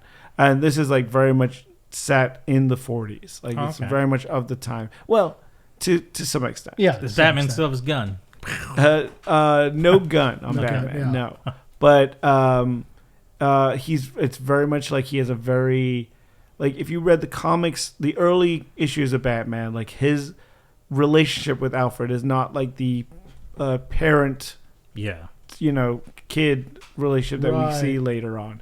Like in this, he's calling him Pennyworth. And he's like, oh, don't be an idiot, Pennyworth. Like he's I was find that weird. I mean, I know why he's doing it. He's very cold to him. Yeah, but I was like, why is he calling him Pennyworth? That's weird. Yeah.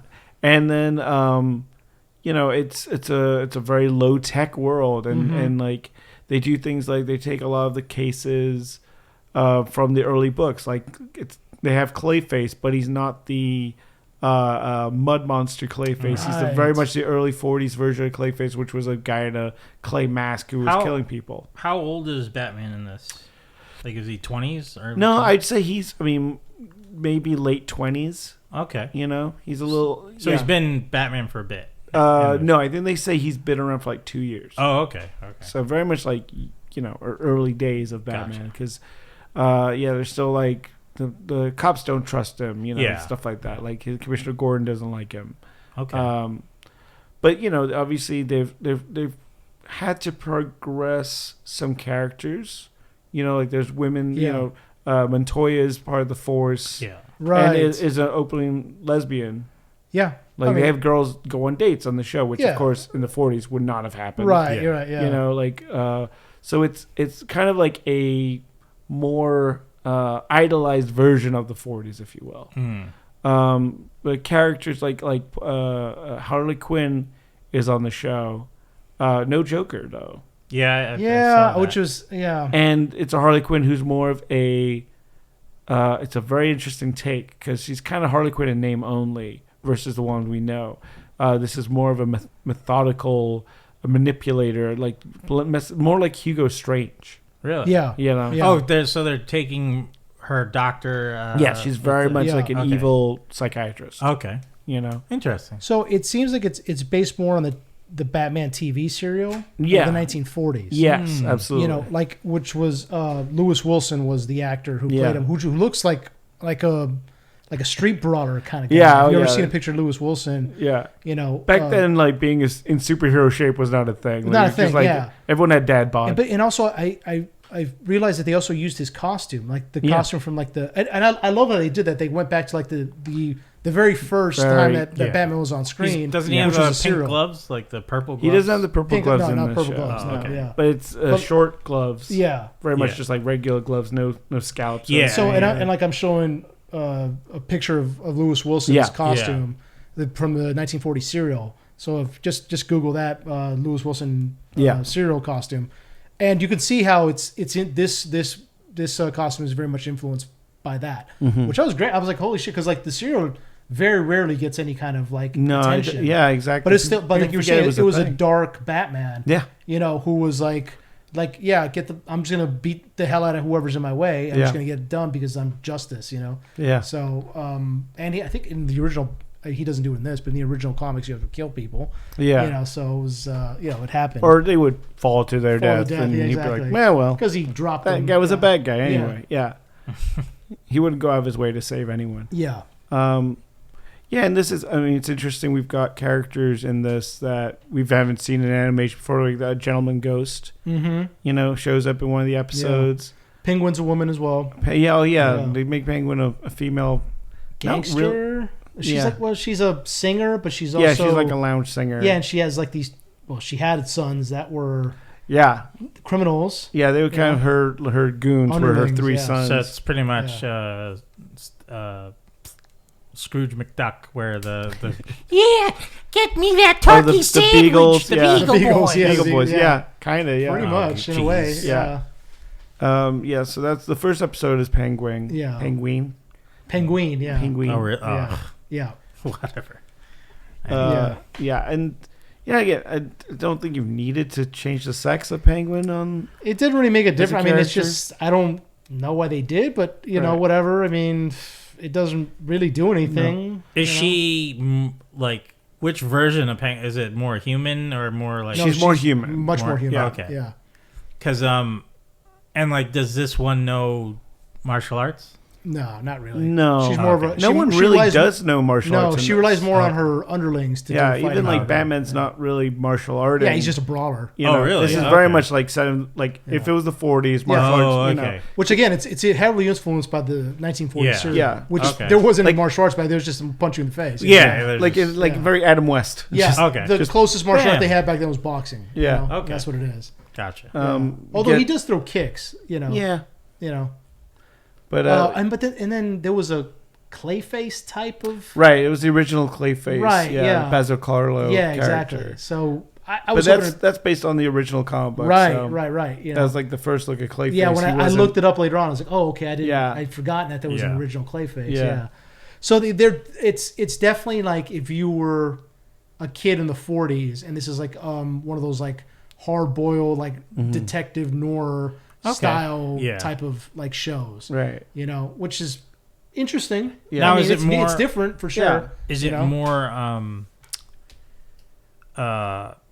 detective stuff than actual action, or would you say it's even on? I think it's even. It's like each episode, there's maybe 2 to 3 action scenes, and then there's that sounds about right. Story in between. Okay. The opening is really interesting because it's obviously we all love and remember the original. Like the opening for the 1990s cartoon. Mm-hmm. This one is completely the opposite. It's Batman investigating. Pictures, black and white. Sepia tone. Right. Yeah. It's just him doing a lot of detecting. Yeah. So I was like, okay. When I first watched it, I was like, what is this? Yeah. I was like, okay. Even the music is very like 40s. Very 40ish. Yeah. It's very slow. No, it's not even that exciting. It's like more noir. Yeah. Really? Yeah. Wow. It's just like think of like a detective like drinking his whiskey in his darkened office. So Pennyworth came in. Yeah. Showed me his tits. Oh yeah, because Alfred's fat in this. Oh, that's right. Yeah. Alfred. So's Montoya. Yeah. Yeah. She's large. So does that get rid of Bullock because you got a fat Montoya? Bullock's in it. But he's just like the bumbling kind of. He's a very much corrupt cop. Yeah. Like him and Flask are. Flask, yeah. Is he big though? Like he's big. Yeah, he's big. Because I know in the comics originally he was corrupt, working for Rupert Thorne. Yeah, Thorne's in this. Right. There's some. They introduced some new characters. Like I love the character of Onomatopoeia, who was a creation of Kevin Smith in like the Green Arrow books. Yeah. Who's the villain who like makes sounds, of what he's doing. And it was good to see like he's like a 1940s gangster version of him. Yeah. I've always loved that character. You'd have to have the ventriloquist in there with Scarface. You would think, but really? He's not. Yeah. Oh man, you would think. I was waiting to see him. Yeah. There's no Mad Hatter, no Scarface. Yeah. No. What about Scarecrow? No Scarecrow. No Scarecrow. Really? It seems like they. Who's the one with the bandana? That's Clayface. Oh, okay. It seems like they took all the very like eccentric characters, right? And they did like the Matt Reeves thing, like it's and in a way like the vampire girl. What's her name? Vampirilla or something like that. Something like that. Yeah. She's the bad guy. Yeah, but it seems like they took like the eccentric characters and like, well, we'll save them for. Yeah. These are more down to earth, regular. I think because they also know it's like they're not like. Characters. Fighting to put this on Saturday morning TV, right? If you're on Saturday morning TV, you want the big names. You want Batman punching Scarecrow and taking Mr. Freeze. Yeah, this is very much like they're coming to us. It's our they know it's for like our generation. Of course, yeah. Now, is it are the episodes sequential or like or they're just one separate from each other? There's not really There's not any arcing storyline. You probably watch them in any order. You could watch them all. I mean, the last 2 episodes are a part 1, part 2. Well, obviously for the Two-Face one. Yeah, but like I mean, like if there's a ongoing a plot between Pennyworth and Bruce leading into the next episode. Not really. No. Not really, yeah. Or not even with Gordon and Batman. You just see them kind of coming to terms with each other through the course of the season. All right. Where they're very much enemies at the start. Gotcha. Yeah. Huh. It's obviously never going to live up to the '90s version. Yeah. But, I mean, it's interesting. It's an interesting take. Absolutely. It's a different take. It's not the typical Batman that we're used to. Well, here's a question: do you guys want a season 2? Like, do you want one? I do, just to see how they're going to tackle. Hopefully, they'll bring back the major Rogues Gallery characters, and I'm hoping just to see their take on it. I'm interested to see what a Joker looks like in the 1940s. Yeah. It's still hard. It's hard to hear someone that isn't Kevin Conroy doing his voice. Yes. Especially in that animated style. Yeah. But I was just looking up. Hamish Linklater is the guy's name who does the voice. And I think he does a good job with it. He does a great job with it. Yeah. But it's hard to live. It's hard to live up to Kevin Conroy. Nobody will ever be able to top it. So, I will say, especially because he's cemented in our minds. Yeah. Who does a good job? I think. When I read the book, that's the voice. Yeah. No, like no one's gonna beat him. But there was in the video game Arkham Origins, they were doing the younger Batman. Yeah. And I thought he did a pretty good job for I forget. I want to say his name was Craig, but hold on, let me see. Craig T. Nelson? No, they moved the box. Yeah, but would you recommend this, Watson? I mean, Oh, that's not good. I mean, like, I don't think this should be your first experience with a Batman cartoon. Yeah, you know what I mean? Like, definitely not. I'd always recommend the '92 series. Right. I think if you're a fan of that and you're a fan of the Justice League and Bruce Timm's work, yes. Watch that. Yeah. Oh yeah. Yeah, I think that I think what you said is spot on. They knew what the audience for this was. Yeah. Which is all the kids that grew up in the 90s watching the original series or the 90s series. And they knew that presenting this would be a way for us to kind of try to re-experience that. Yeah. I was kind of hoping, what I was hoping was going to happen, but again, it's hard without Kevin Conroy, is that they would just do a continuation of that show, and just go from there. Right. But it's hard. It's also be a little bit disrespectful to Kevin Conroy's memory. It's I think kind of already done with Batman Beyond. Yeah, like it kind of fills in that gap. So yeah. I guess the point, I'm trying to hope that season 2 they do a little bit like. I don't want them to just make a Batman cartoon just to make a Batman cartoon. I'd like them to try something new, and they are kind of doing that with the location change and the time change. But I want more of that. Yeah, me too. All right, go a little crazier. Do something a little different. Right. Roger Craig Smith, who does the voice of him in Arkham Origins. Nice. I thought he did a great job. I like the Origin game. Yeah. Because he was doing more of a angry Batman still when he's younger. So I was like, oh no, this is great. Yeah. He does a good job. Because it was none of the it wasn't Hamill in that one either. No, it was Troy Baker. It was Troy Baker. Yeah. Baker does a good job. He was doing an imitation. I could tell he was the whole time, but he still did a good job. It just it still was off to me. Yeah. So I was like, you could have just done your own. Because I love John DiMaggio's Joker from Red Hood. Yeah. Which is great. And he's got that deeper, like, kind of nasally, mucusy tone to the back of his throat and stuff from, like, Bender and everything else. Right. So, yeah. But who did from, like, the Batman cartoon from... that was Kevin... God, Kevin Michael Richards. Yeah, it was an interesting. No, it was fun. It was because that was like following Mark Hamill. He won an award for being that Joker and stuff. So he did a good job. And then you had Michael Emerson in the Dark Knight Returns playing the one in the white suit.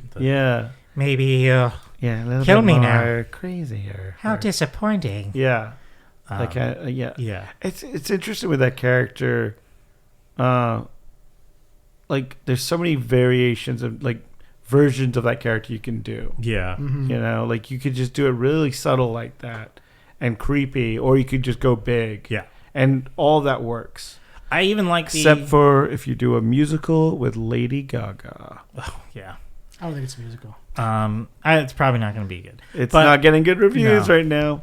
But I do love... No, I defend Joaquin Joker. I can't wait. Joaquin Joker. I can't wait to see what you got to say about Woker, too. I'll defend. Well, you don't even like the first one. Yeah, you don't like the first. That's I don't. Biased. Yeah, exactly. No.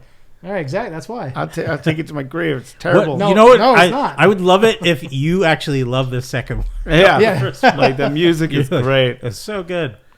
But I love all the courtroom drama. But we don't know what's going to happen yet. I mean, it just... I just want to pick a fight. Sorry. It's a scent of a woman in the courtroom. You're out of order. He's... Hoorah! Hoorah! Well, he killed De Niro in the first one. Let's have Pacino in the second one. Yeah, fuck it. Oh, man, Bring them all. Pesci in the third. Pesci would be a great penguin. Shit. Oh, that'd be interesting. Yeah. That'd be interesting. My dream penguin was Philip Seymour Hoffman. He would have been. Oh, you were awesome. That would have been good. Yeah, shit.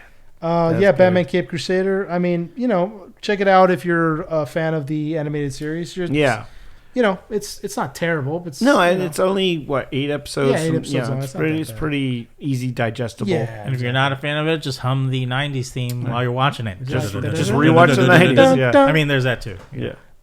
Speaking of animation, Blue-Eyed Samurai, and the X-Men were up for Outstanding Animated Program for the Emmys, and Blue-Eyed Samurai beat out X-Men '97. I shared this with our group chat earlier today, and I wrote fair.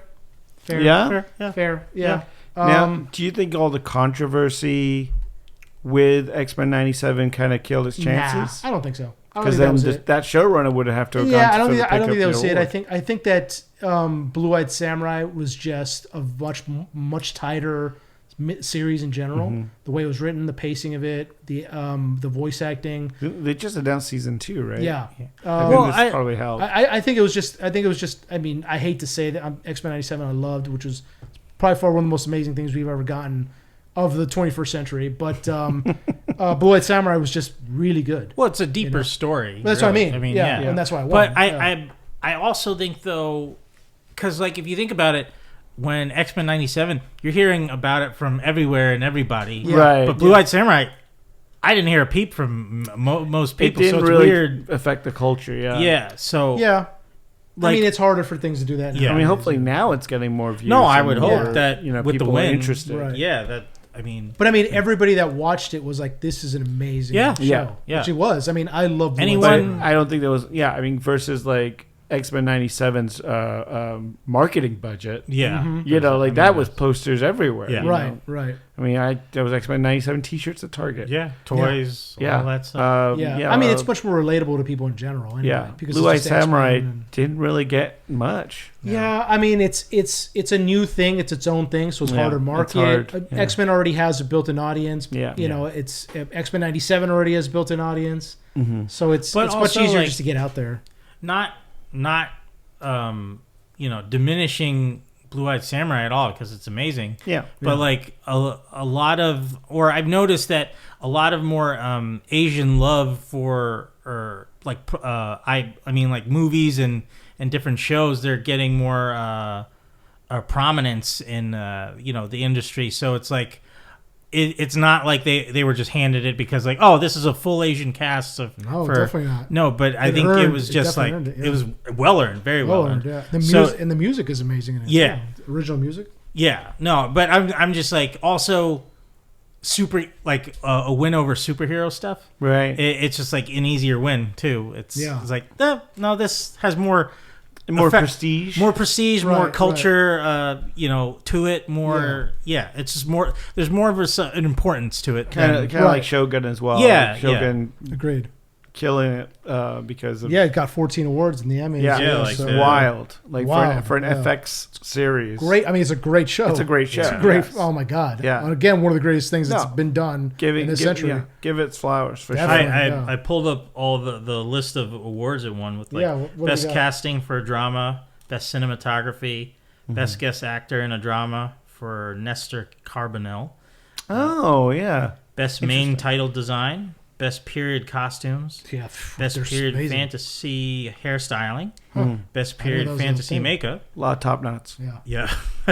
Best picture editing.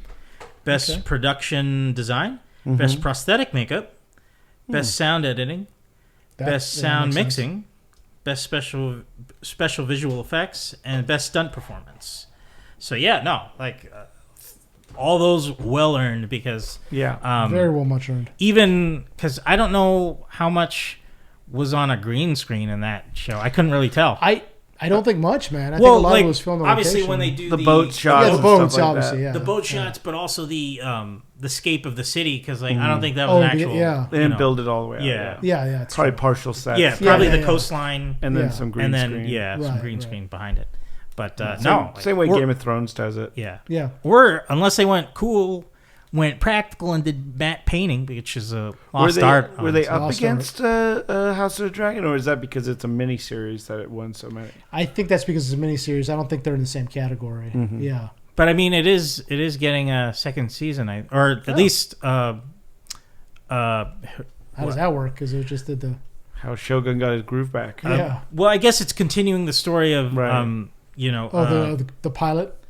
Well, no, I don't think it's. I think it's following more of the dynasty of after the fact. That makes sense. I mean, you could jump in the future. As well. Exactly. Dude, 50 years after that. But I mean, what's the actor's name? Who was Shogun? Hiro. I always forget it, and I'm so mad. I always do. But He was saying he would be up for if everything stays the same, meaning like the whole cast and everything is interesting. Well, would Japanese you do it like an anthology Hiroyuki series? Sanada? Yeah, Sanada. Yes. But would you do it like an anthology where you'd use the same cast and then do a different storyline? Like no, I think you'd probably have to do a whole different timeline, a whole different cast. You know? I mean, I thought didn't they leave some stuff out of the book? I'm sure they did, but.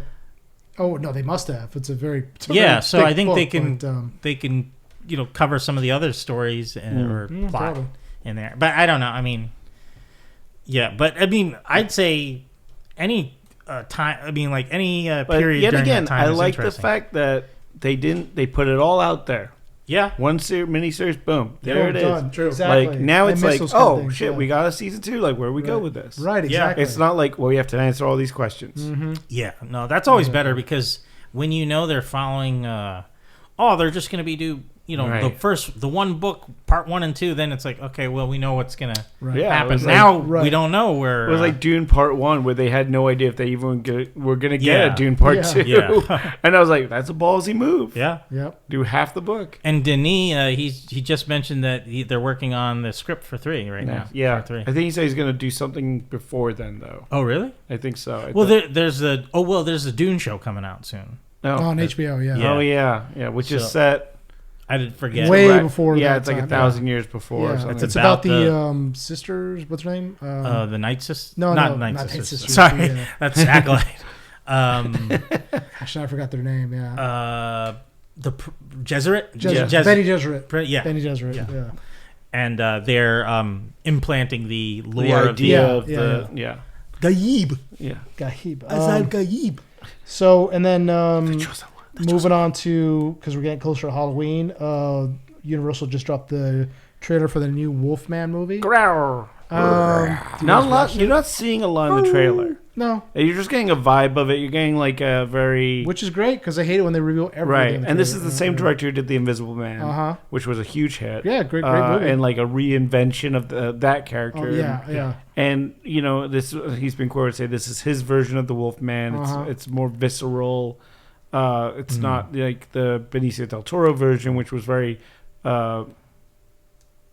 like traditional Wolfman stuff. Right, yeah. It's kind of still open. It was still with like a gentlemanly type of approach to the film. Which harkened back to the 30s. The original, yeah. Which, I watched that movie I went into the Benicio del Toro movie. I was so excited because I love the Wolfman. I love the original Universal Monsters films. Went and watched that, and I was like, okay, this is disappointing.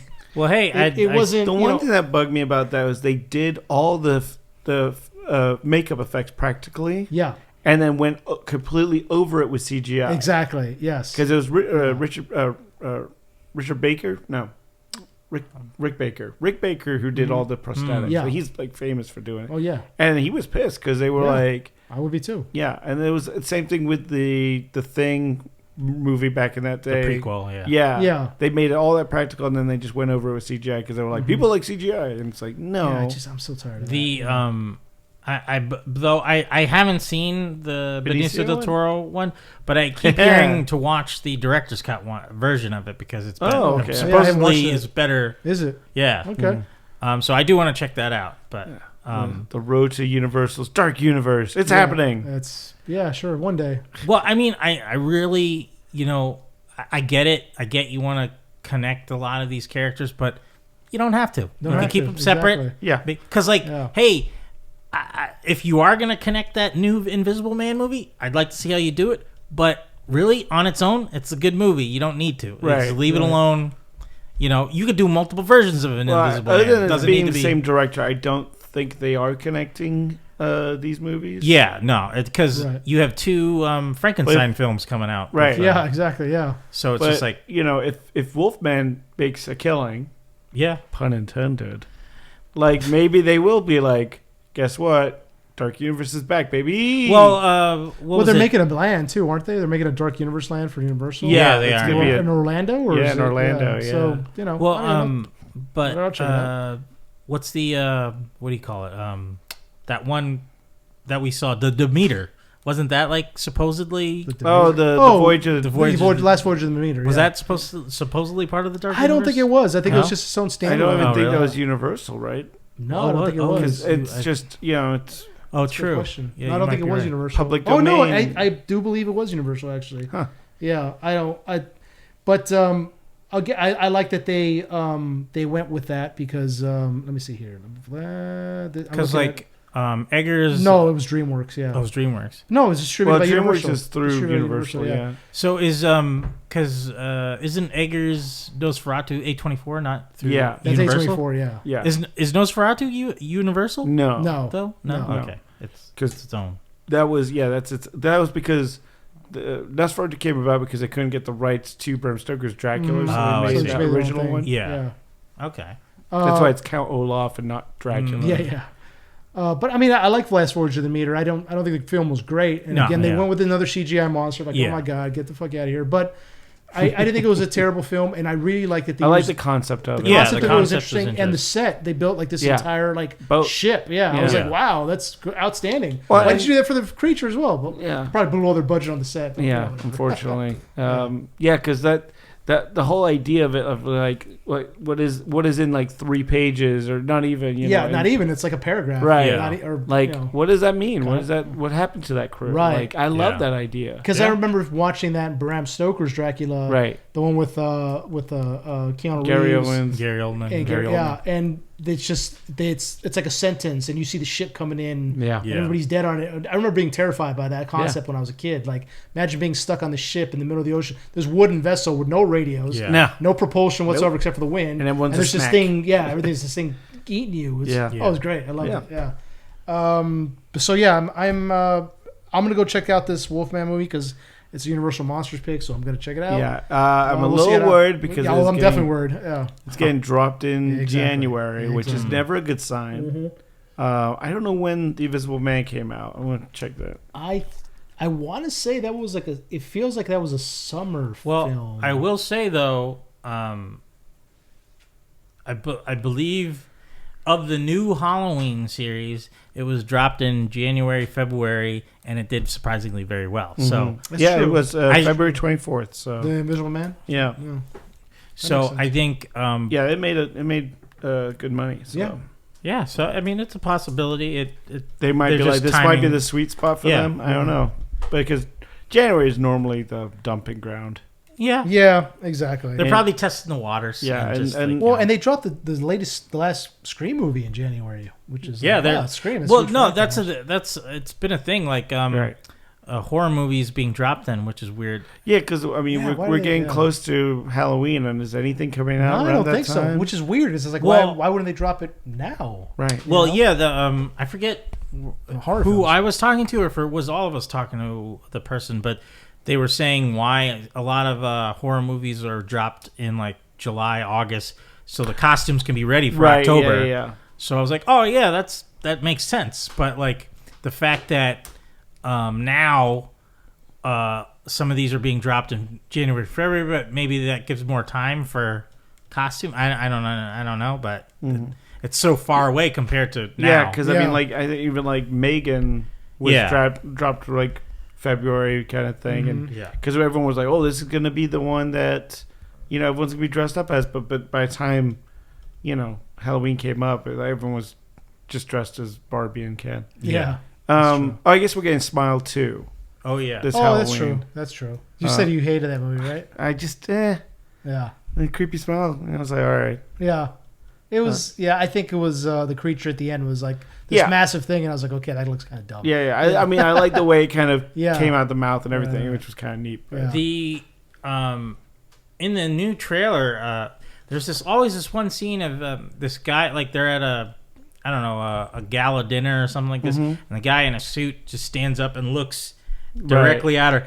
And I will defend it to this day. He looks like a younger Jack Nicholson. That's his son. He does. That's what I was wondering. I was like, I heard about that. They hide it because he's got his smile. Okay, so that is cool. His son. Okay, cool. Because that's been bugging me. I was like, is he related? I heard that just recently. Yeah. Okay. Oh, that's cool. All right. That they threw him in the movie. That dope. Too bad they couldn't get him for Dr. Sleep.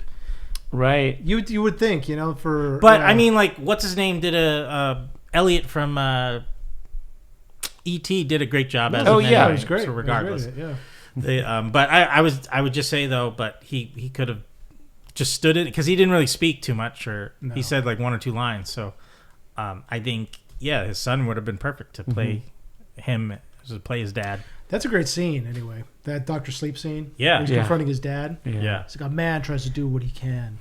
Sometimes it becomes too much or whatever it is. Anyway. Dr. Sleep, that was I feel like that didn't get a lot of love. No. I thought it was a great movie. I thought it was a great follow-up. It got good ratings, though. It was, No, it's a good film. Yeah. But yeah.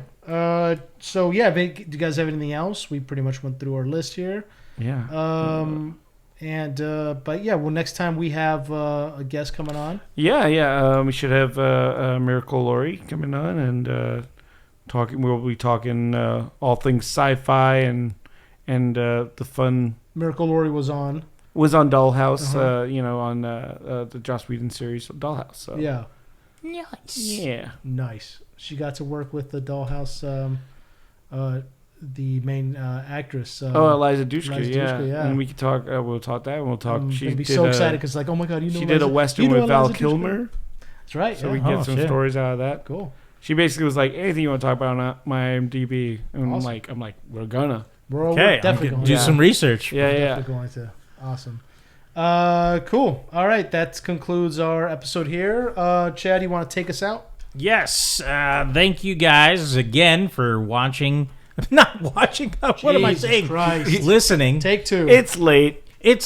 Thank you for listening to another episode of Enter the Nerdom.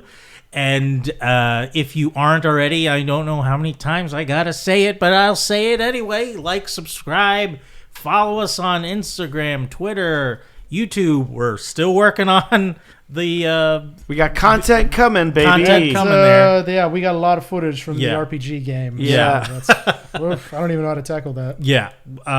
So that's still coming down the pipeline. And... I forget. We say rate, review. Oh yes, rate, Please review. Put a little rating on comments on the episodes. Yes, they do help. Yes, they help a lot. Comment on Instagram. Share, please share with your friends, family. I think was there anything else you guys want to know? Nope. No. Okay, and as we say here on Enter the Nerdom, exit the... That's what we do say. Yeah, I mean, more than often. I mean, it's I was just looking. I'm like, don't fuck it up. Hey, well, okay.